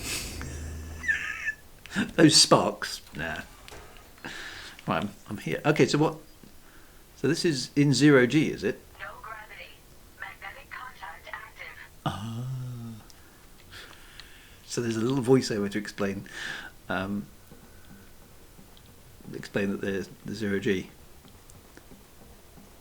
That's a shame, actually, because it'd be nice to float around. You know, the way Star System does it, I think, is really good. Yeah, you can jet about. That seems totally intuitive to me. Okay, so if it's 0G, why is there stuff on the floor? Shouldn't that be floating around? Why would you have chairs in 0G? And why is that tablet staying there? Why are those boxes not floating around? Okay. I see what's happened here. Why do you need a lift in 0G? Stop. Warning, law rationalisation in progress. You shouldn't need a lift. Oh, the 0G is different. These guys asked the same question. This is what happened to them.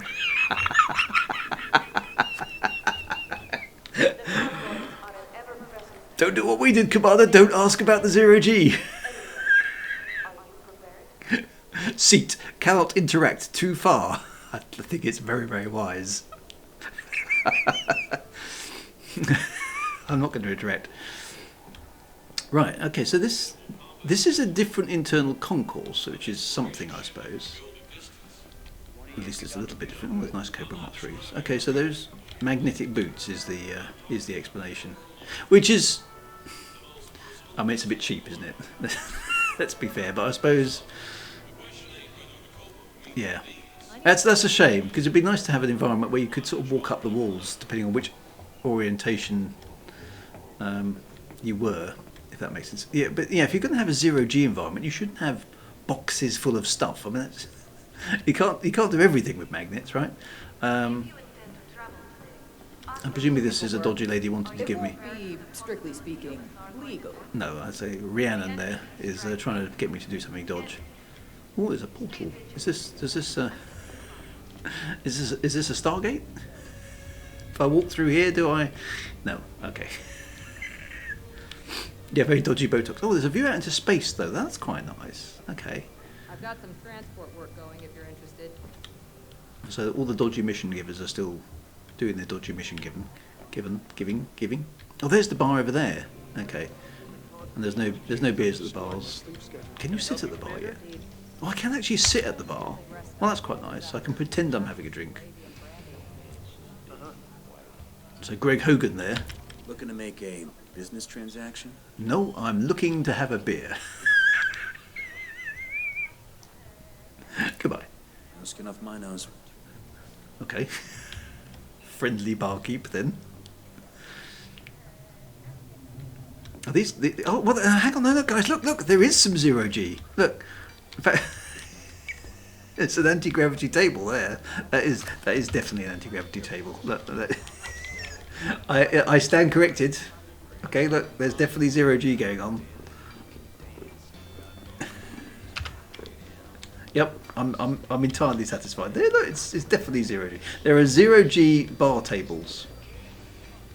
I'm not quite sure how they work, but they're definitely zero G. They're definitely floating. So that's interesting because in the law,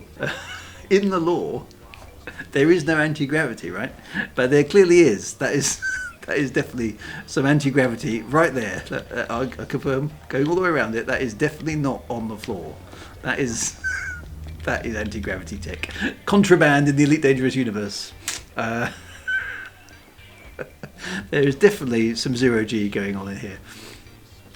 But not with everybody. I've got some credits if you can help me out here. It might not be legal. Everything's illegal. Okay, so it's kind of the same. I quite like the fan there. Feels like there should be a cool dodgy zone behind there somewhere. In some ways, it's a nicer environment than the space station concourse because it's got some. Look, it's got some slightly dodgy feeling areas. What about these guys? They got anything going on? No, I can't interact with them at all. That feels like where the dodgy deals should be being made. You know, out of sight, out of mind, round the corner. I'm a criminal. Shh! Don't tell anyone. But if you want some credits, right? Okay. So. There's some stairs. Let's go up. That's where I came from, actually. Oh, I can run in zero G. That's the thing. Okay. Not sure how that's supposed to work. For those wondering, magnetism is not the same as gravity. But if you disagree, this is what happens to you. But at least it tries. I mean, it tries. You know, it says your mag boots are active. We'll give it that. What else can we do? And as I was going to say, stairs in zero G, lifts in zero G. It should be like a Jeffrey's tube, shouldn't it? I do like the lift music. That's quite a nice touch. Right, let's refuel the ship. Let's go back because I'm running out of time. I've got to be careful of time, right? If necessary, we'll go on a bit longer, my friends. Right, let's get back in the ship. Let's go back to where we were. So where was that? Can somebody remind me where I'm supposed to have been? Oh, isn't there a status thing that tells me what I've done? HIP 979. Right, okay, let's try that. Well done. Magnetics are attractive, gravity just sucks. That's the difference. Oh, look, I can actually retrace my steps. Is that it? Oh, there we go, yeah. Why is it going a completely different route on the way home? Because... Oh, hang on. Do I need to... It's probably going to just refuel before I plot the hyperspace route, isn't it? Let's do that. Refuel. There we go. Why would it go back a different route?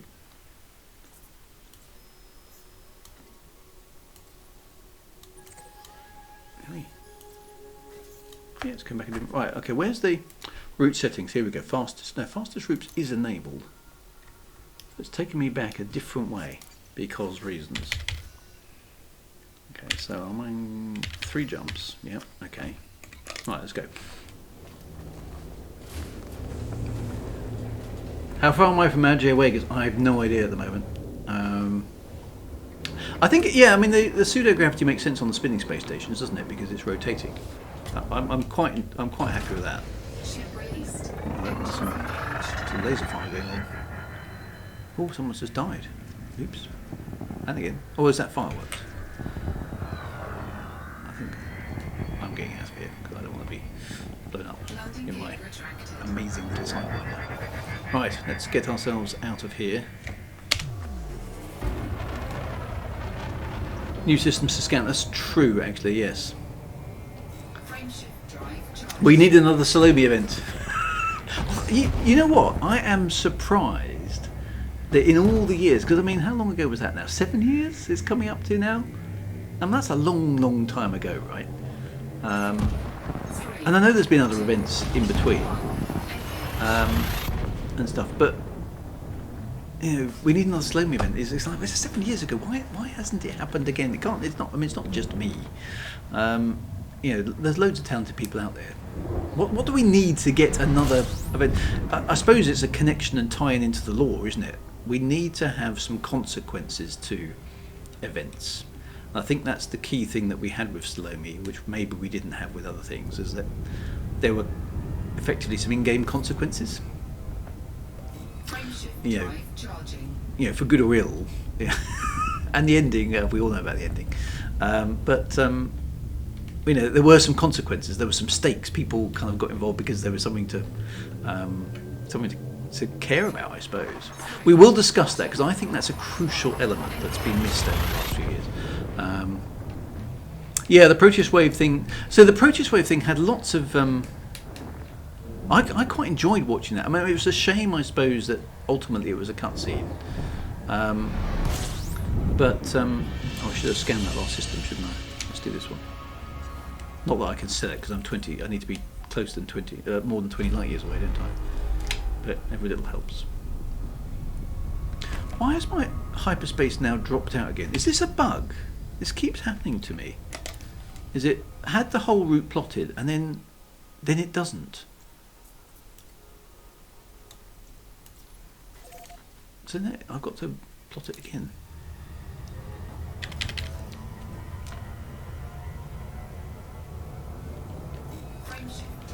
But could we have influenced the outcome of the Proteus wave? I don't know. I mean, in the Salome event, yes, you certainly did, because if she lived, one set of things happened. If she died, another set of things happened.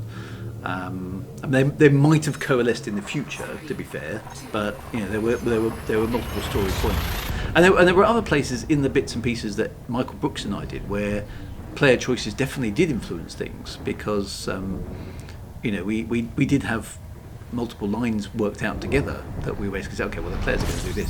One of the big ones was the CG, for those of you who were around in the game in 2015, 2016, I'm trying to remember when it was, when there was a competing pair of CGs, one for the Federation, one for the Children of Raxler. And right, we should be here now. And basically there were two choices, one of which was how do I find the original place? God, there's so much stuff in the system. What was it called? I can't remember what it was called.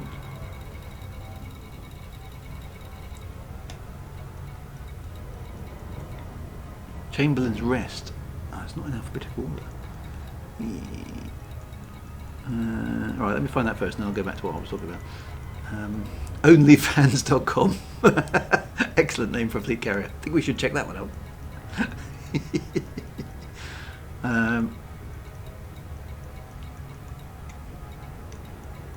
Oh, there's just so much stuff in this system.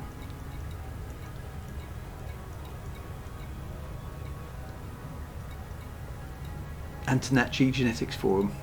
Excellent. Blimey, there's a lot of stuff in this system. Where is it? Pew Pew. Ah, Chamberlain's Rest. I mean, that was hard work. Okay. Right, yeah, so there were two competing CGs, one for the Federation, one for Children of Raxler, and Michael Brooks and I set it up deliberately to make it an ambiguous choice. So you got more money if you did the Federation CG, and less money if you did the Children of Raxler one. And ostensibly they were for the same thing, exploration data. And the idea being that players were sort of given like a moral choice, because the GalNet had indicated that the Children of Raxler were kind of the good guys, right? And that the Federation was trying to suppress knowledge by gathering all the exploration data. So that was made clear in GalNet, and players were encouraged to do the two CGs. And Michael Brooks and I had a little bet, actually, a fiver, on who was going to win. And he said basically the players always go for the money. It's a dead cert. The Federation is going to win this one. And I took that bet, and I said, no, I believe in the player base. They're going to go for the good guys. They're going to go for the Children of Raxler, because I think you got half the amount of money for the CG or something like that. I can't remember what the details were. And the Children of Raxler CG was more successful, so I got £5 off Michael Brooks.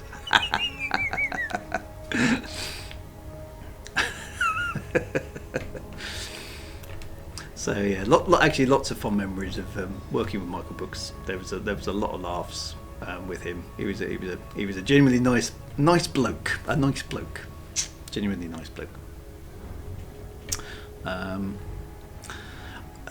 don't know what happened after Michael Brooks left to go and do dinosaurs. Unfortunately, I really don't. I kind of didn't know many of the devs after about the end of 2017, because a lot of the ones that I worked with left as well. So I really don't know, to be honest. Was it Sandro after that? I mean, Sandro was on stage at the expo, wasn't he? Along with Michael and Ed, community manager Ed. I can't remember. It's a long time ago now. Nice rings. The planet surfaces are definitely improved. They don't look half bad at all. Oh, the space loach. Yeah, I think I need a space something, don't I? I need a space bird.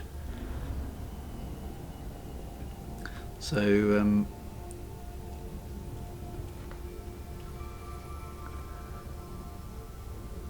his LinkedIn says open to work. What, Sandro Samarcos does it? Interesting. I don't think I ever met Sandro to speak to. I think he was at a few of the conventions I went to. I definitely spoke to Ed a few times. Alright, let's get down to Chamber of the Rest. Let's sell some stuff and see how much money I've made. Oh, Sandro's last project was Realms of Ruin. Oh, that's not necessarily a good thing to have on the CV, is it? Oh, look, you can see the city from orbit. That's quite cool. Space Lurch bobblehead. I think we should go for a hat bobblehead, shouldn't we? That would be good. It certainly was. It's an ironically named title, isn't it? Really, Realms of Ruin. Maybe Frontier needs to make a licensed game called Massive Success. Maybe that's the way to do it. What do you reckon? Unfeasibly large revenue. The game. Massive share price boost. The game. Probably huge income. Yeah, that's right. I think that's the way to do it. Warhammer 30k, loads of cash. A Drew Wagar bobblehead. Yeah, I wouldn't mind a Drew Wagar bobblehead. Can't be impossible. There was a David Braben one at one point, wasn't there? Thanks for all the new followers, by the way. I haven't been paying attention to the screen because I've been trying to fly the ship without crashing. So thank you for the new followers, and probably for those who say, "Well, he doesn't get the new followers thing." That is entirely because I can't multitask very well. Just ask my wife; she will confirm. So anyway, yes, thank you for all the new followers. I do appreciate the follows. It's all good, and hopefully my total ineptitude at playing this game isn't coming across too badly. I'm doing all right. I haven't died. I haven't crashed. I think I've scanned some stuff. Right. So, oops, I've just bashed the mic. That won't help. Let us get some docking. Access granted. Set down on landing pad 08. Where is landing pad 08? Oh, there it is. I think, is that 8? 8 is over there.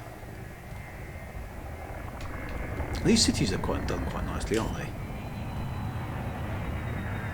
This is definitely a nice startery place because it does look good, I have to say.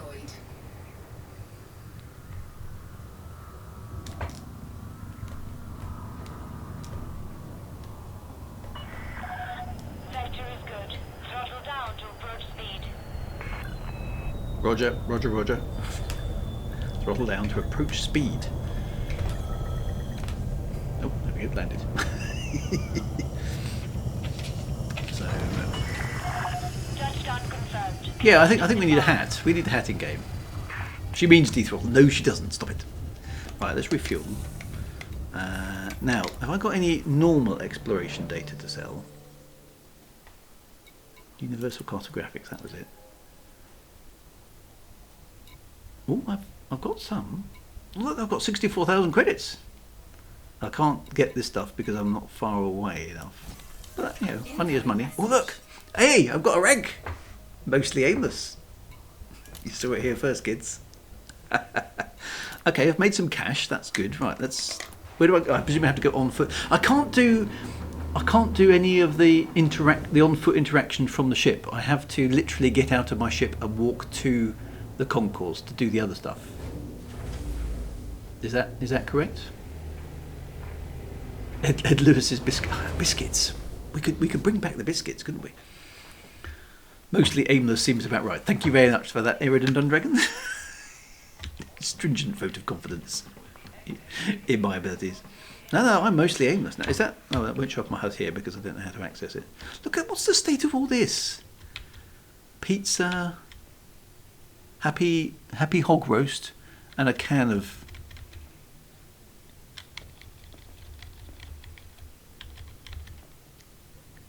Cassini Cola. High pressure hose. DMC 12. DMC 12. Someone likes their little in-game nods. That's quite cool. DMC 12 indeed. I bet you can't read that. It's just a notepad. Why would there be a piece of paper on the floor? Anyway, DMC 12. For those come on, somebody knows what that means, right? On the chat, come on. DMC 12.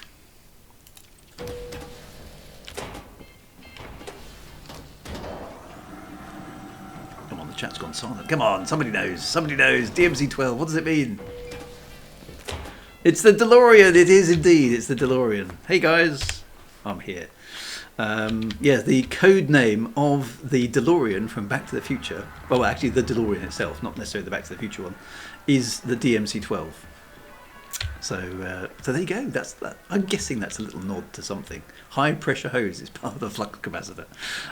Right, so the Odyssey content is on foot. So I can't access the Odyssey content from my ship. I have to get out and walk around, which forces me to... Oh, where am I going? Oh, Vista Genomics is to the right here somewhere.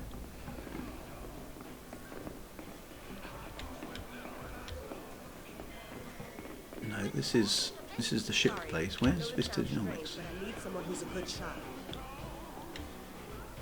Oh, over there. Oh, behind the force fields. Oh, yeah, force fields confirmed. Honestly, I barely slept at all last week. I think I'm starting Excellent. to Right, so go presumably to this chappie and go... Welcome. Welcome. Okay. You have organic data to share with us? Yes. It's right next to the nuclear vessels. Our researchers always welcome fresh data. Well, I've got 1 million credits. What? 1 million? What, for just doing the 3 plant scans? Okay. You sure? Oh, you seem sure. What, so I can get 67,000 for doing a scan of the systems? This guy just keeps nodding. Vista thanks you for your Oh, contribution. well, Commander Simon Army is extremely impressed. In fact, everybody's very impressed. Well done. Thank you very much. How do I clap? How do I bow? Oh, no, that's... How do I do a thumbs up? Which button is it? Yay, no, not that. No, not that one. That one, no. That one, no. That one. Yay, thumbs up.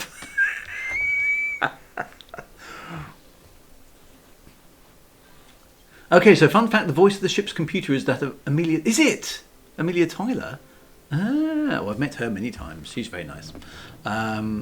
Wait till you get a first discovery, you get another 5 million bonus. Wow. I was expecting a lot more than a million. I've scanned 3 different parts, got 3. Wow, okay, well, I mean, a million feels like a lot of money at this stage of the game. It's hyperinflation. Okay, so with a million, I should go do some more exploration, shouldn't I? More exobiology. So that means we can funk up our sidewinder a bit.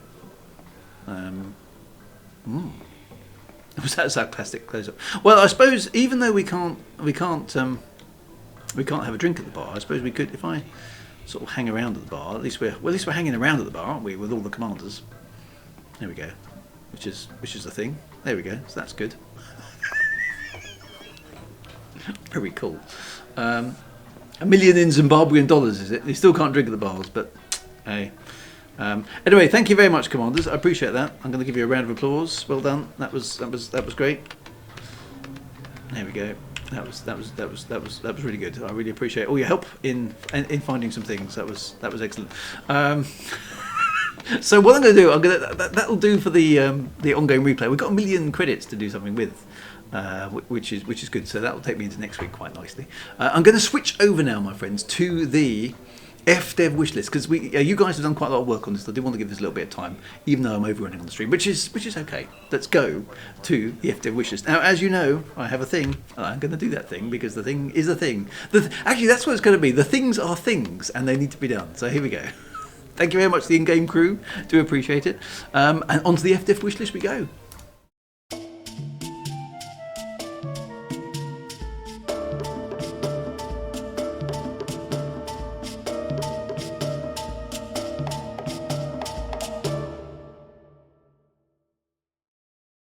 Right, we're here now. Okay, so this is the sort of final section of the stream. Now, you guys, what I've done is I invited you onto Discord to basically come up with some ideas in terms of what things we could do to, at least what things could we suggest could be done to suggest to Frontier things that we the community in general. Could suggest that we thought were good ideas to kind of rejuvenate Elite a little bit. Now, there's been a lot of discussion on this, and it's all good. And one of the problems that we also obviously have is we don't all agree, right? And that is an issue. What I've tried to do now, what I have tried to do is I've gone through all of the things that were in the Discord, and I've tried to kind of tidy them up a little bit. Okay, so there's the thing. Now there are a bunch of things that aren't on the list at the moment, and these are the ones. Okay, so there's a bunch of really good ideas, some of which were for me. Okay, and I've taken off one of my greatest things off the list because one of the things that was a criteria here is it has to. Well, there are 3 criteria. It has to be cheap, it has to be quick, and it has to be easy. Right? If it doesn't go into those 3 things, don't think it's on the cards to suggest right now. So anything that requires lots of dev activity right now, I just don't think is a goer.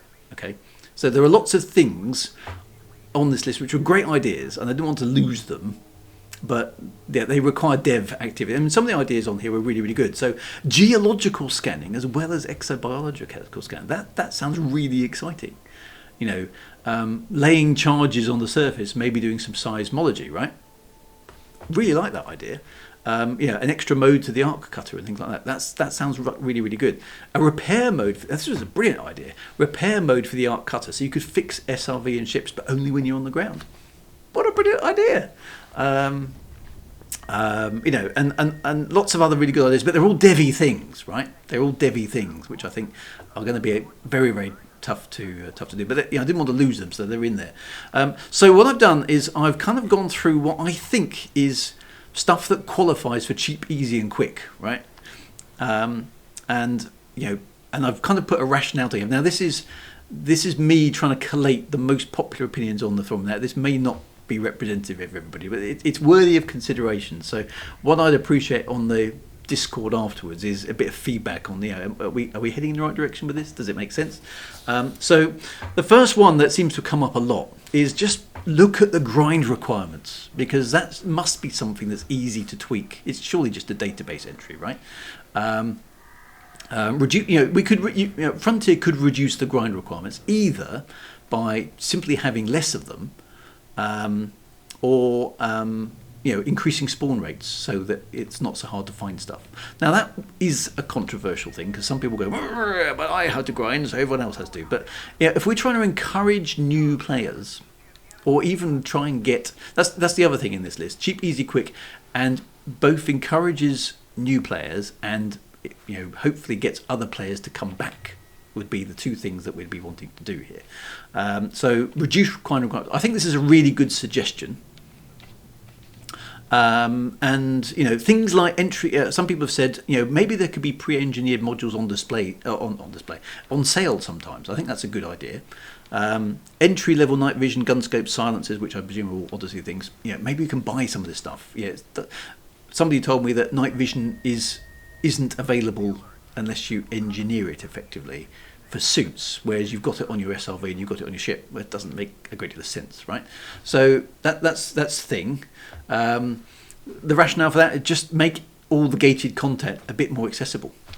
So, it sounds sensible to me. Number 2, look hard at time wasting. So, I don't think it would be very popular making changes to supercruise, for example, at this stage. But you could look at things like that 3 times plant scanning business and go, just allow players to get to the fun stuff quicker, right? You could take a look at that, because again, those are probably entries in a database somewhere, right? Which you could just tweak. It is rationale. You're quite right. We fix that.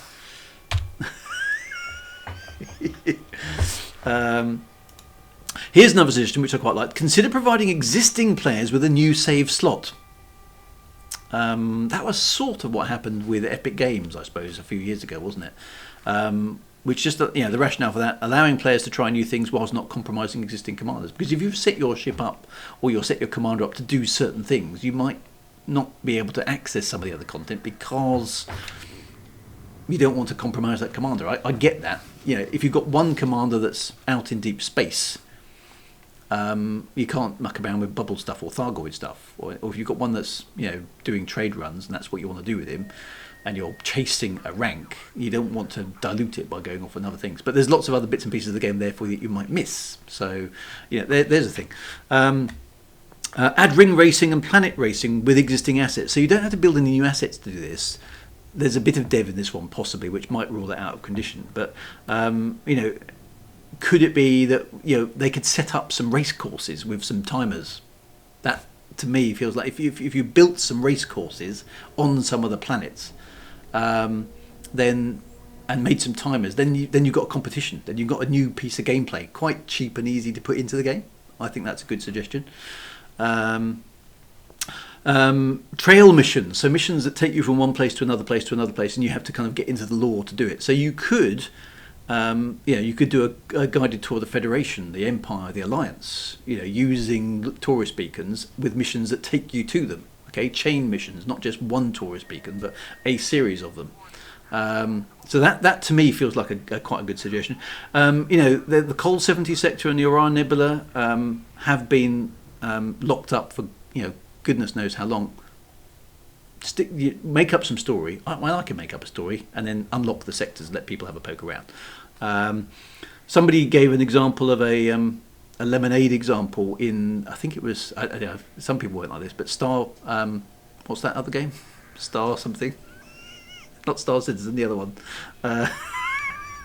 Anyway, but there was an encounter where he basically encountered another ship with a father and a daughter who were selling lemonade, and that was just a tiny little silly little mission. And it just Starfield, there we go. And it was just a good idea. I thought, well, why can't you just have simple little stories that you just bump into? They don't have to mean anything particular. It's just a nice little narrative that happens. Oh, I bumped into this, people in the ship and they were just flogging lemonade, so I bought some and then sold it at a profit a couple of systems away. Nice. Okay. It doesn't need to be heavy duty lore. It just gives life to the system, right?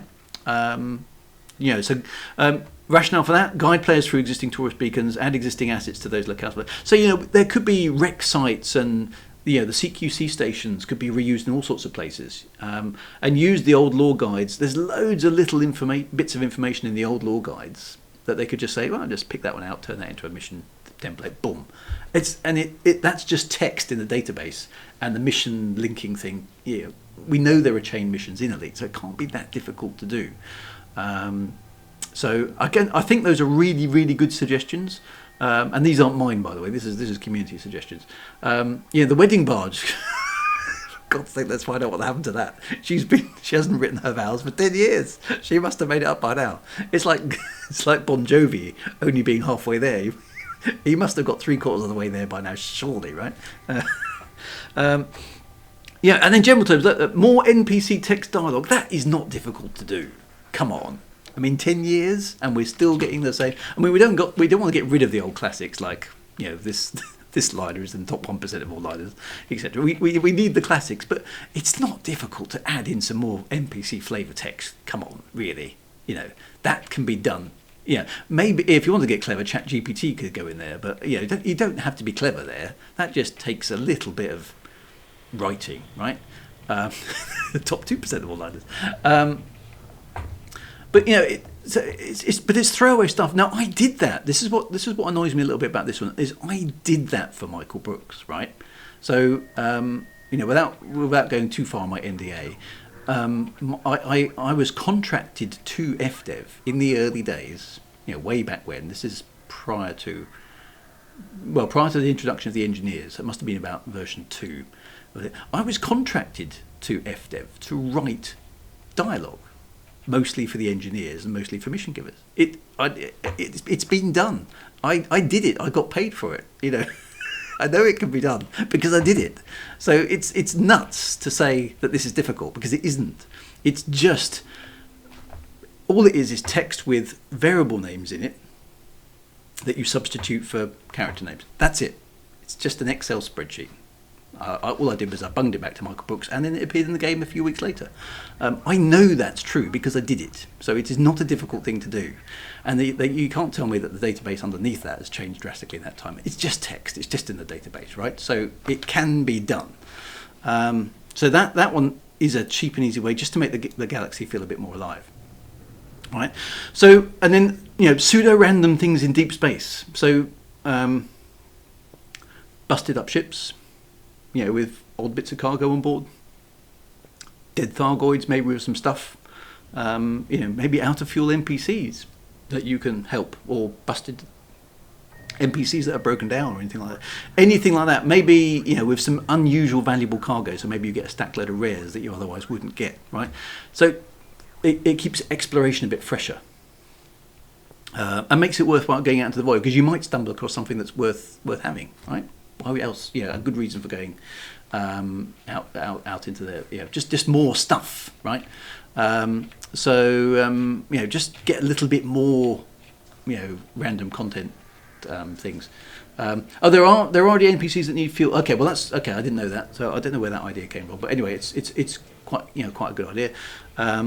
This one was quite an interesting one. Factionalized materials and cargo. So the Feds give more of something and the Empire gives more of something else. So the Alliance maybe gives you some specialized stuff in there. So it gives you a reason to go and work for different factions. Maybe you could make your Federal Imperial Alliance rank more meaningful in that regard. Give a reason for traveling to different parts of the bubble.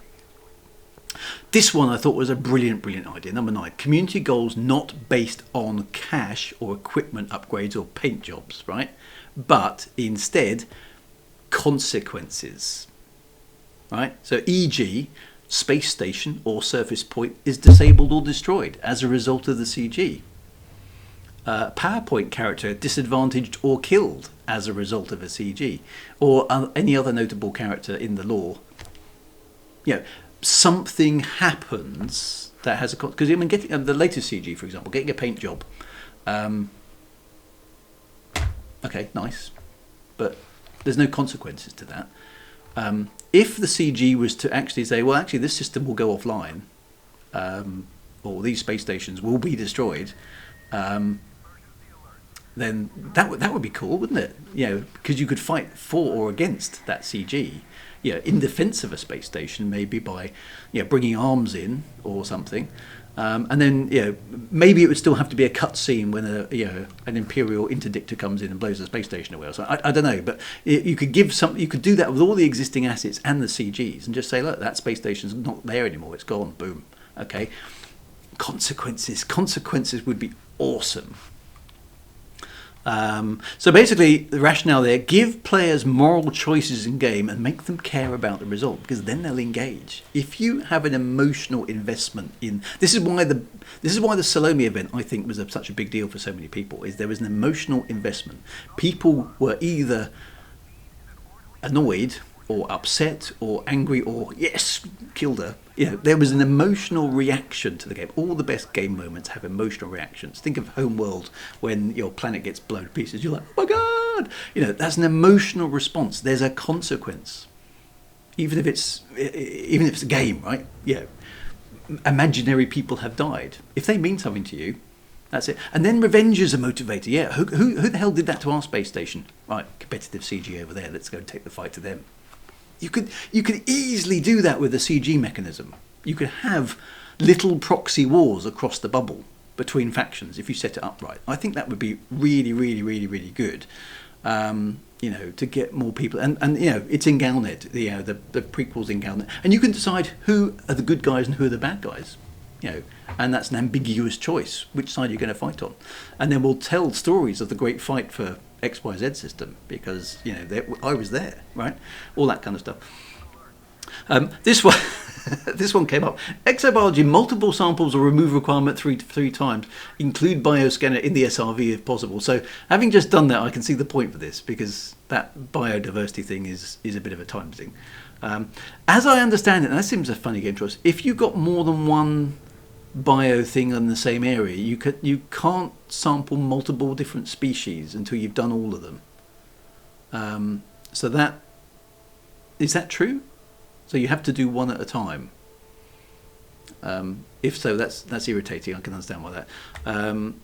So if you fix that a bit, okay, that is true, right? It would just encourage people to play that, you know, bit of the game. Now that might need a bit of dev activity, but you know, maybe you could fix that. Here's another stuff. This is a really simple one. Add all the classic paint jobs, e.g. the wireframe ones. You know, it's been long enough. Yes, it was a special edition, but that was like 5, 6, 7 years ago. You know, it's time. Anything you can make money out of, Frontier, why the hell don't you monetize it, right? You know, some people might disagree on this, and I get that, because it's like, oh, that's my special thing, right? But I mean, come on, it's an option. Make the Cobra Mark 4 available to everybody. Why not at this late stage? Okay, you know, via ARCs if necessary. Make some money out of it. You want the Cobra Mark 4? Okay, that'll be what, I don't know how much ARCs are, but just make everything available. People will buy stuff that they want, right? Not pay to win. No, I agree. So you don't. You know, it's got to be all cosmetic stuff. But you know, that seems to me like a no-brainer at this stage. We need more money, and let's make some more stuff that people actually want to buy. Okay. This was a good suggestion. Decorative fluff for ships and fleet characters. You know, so bobbleheads and things like that. There has been content for the inside of ships. I personally don't like the little silly lights and the bobbleheads, but I know a lot of people do. You know, that I'm fine with that. You know, people will always personalise the inside of their ships. That seems, and fleet carriers. You know, custom chairs, custom lounge, wall decorations, fluffy dice. I don't care. Make stuff so that you can personalise your ship, right? Because that's a big deal. People like doing that, making their ship their own. I get that. I entirely get that. You know, go faster stripes. You know, I'd like to see, you know, a bigger variety of, customizations on the ships and that sort of stuff. That seems to make a lot of sense to me. Some of the classic stuff. Shark teeth is a really good idea. Go faster stripes. Classic. Chrome and steampunk style design. All that sort of stuff. Maybe even cockpit skins. Yeah, things like that could be done potentially. HUD colours. I mean, you can hack it on a PC. We know it's possible, right? It can't be that difficult to dev some sliders in the game so you can adjust the colours of your HUD. That would be a big deal for people. And that's just another personalise your ship thing that I think is got to be relatively cheap to do. This one is in here. Ground missions from ship HUD. I mean, just don't waste time while we're trying to play the game. Let's just get on with the things that we want to do. Save time, just make game respect time better. That's a common concern. So that's the thing. And drinks at the bar. I mean, it's got to be done, right? It's got to be done. Drinks at the bar. I mean, come on, it's essential. It's what we've all wanted to do with Space Legs since ever, right? If there's a problem with the PEGI rating, then just make it non-alcoholic. Leestian evil juice doesn't need to be alcoholic, does it? It just says evil juice. It doesn't need to be an alcoholic beverage. So why can't it be soft drinks, right? Maybe it should be top of the list, but I put it down the bottom because I was trying not to be sarky. But I think those are quite pragmatic lists. So I mean, what I'll do is I'll post this document on the Discord, and critique it, add in extra ideas. I think it's not bad for a start. Right? Coffee, tea, intergalactic space juice is fine. I think in terms of stuff without mucking up the PEGI routine. All we need is just give me a drink. Waffles should be done. What I'd like to do, guys and girls, with this is once we've refined it a bit, it's gone through gone through a few iterations. I think it would be it's not a bad idea for me to try and write an open letter to Fdev. Now, an open letter in classic old-fashioned terms is a letter they are, kind of not morally or ethically, actually, they're not the right words, but they're kind of obliged to try and respond to if I can post it in a public area. So I feel that it's worth trying to get a response, because I don't think these are unreasonable things for us to suggest to Frontier. We've gone through cheap, easy and quick. This should not be a great deal of dev time. Okay, that was the whole point of this exercise, and I think this list of things will certainly raise the profile of the and help us to celebrate, enhance what is good about Elite Dangerous and Elite Dangerous Odyssey. I think all of this stuff would make a big difference. I genuinely think this stuff would make quite a big difference if we could get some of this stuff in the next 6 months, a year.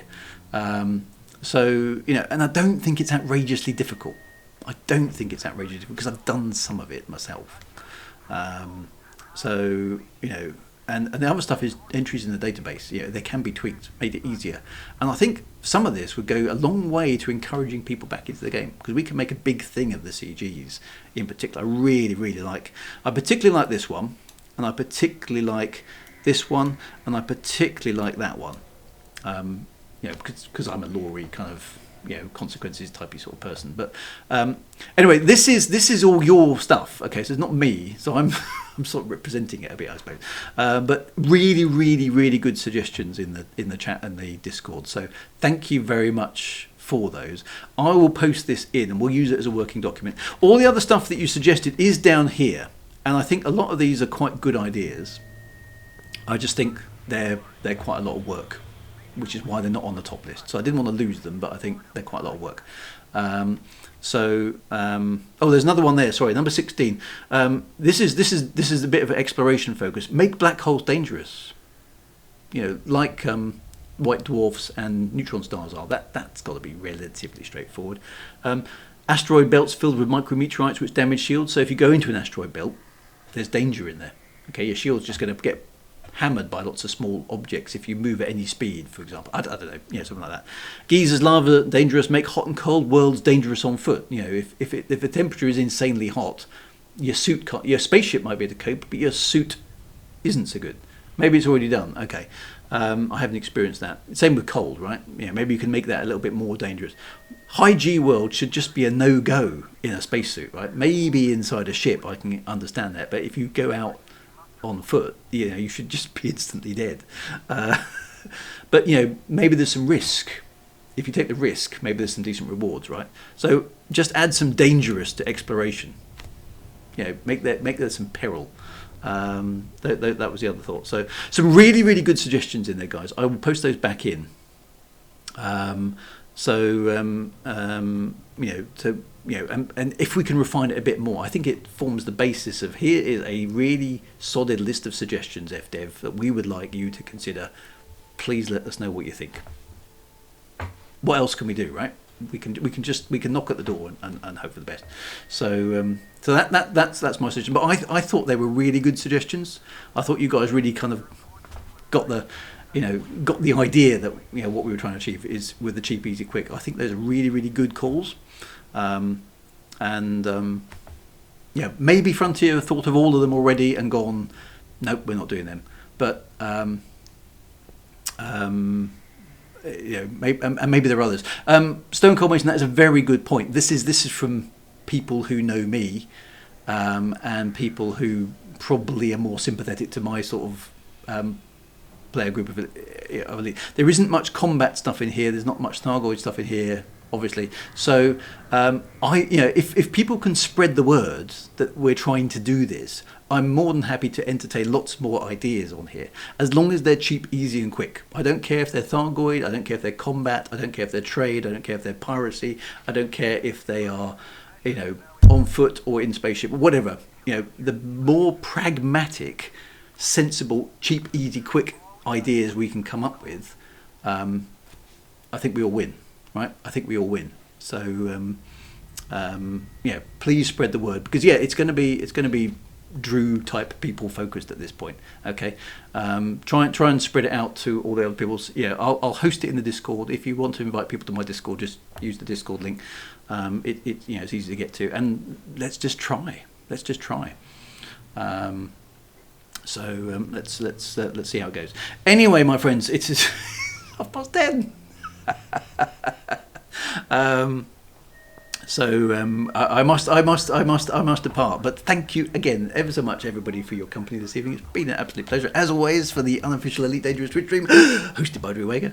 I look forward to your company next week as I fail on upwards with my 1,000,000 credits that I've just established. Thank you to everybody who helped me out this evening. Really appreciate it. Thank you to everybody on the Discord who's been contributing some really, really, really good ideas. So well done on that. I'll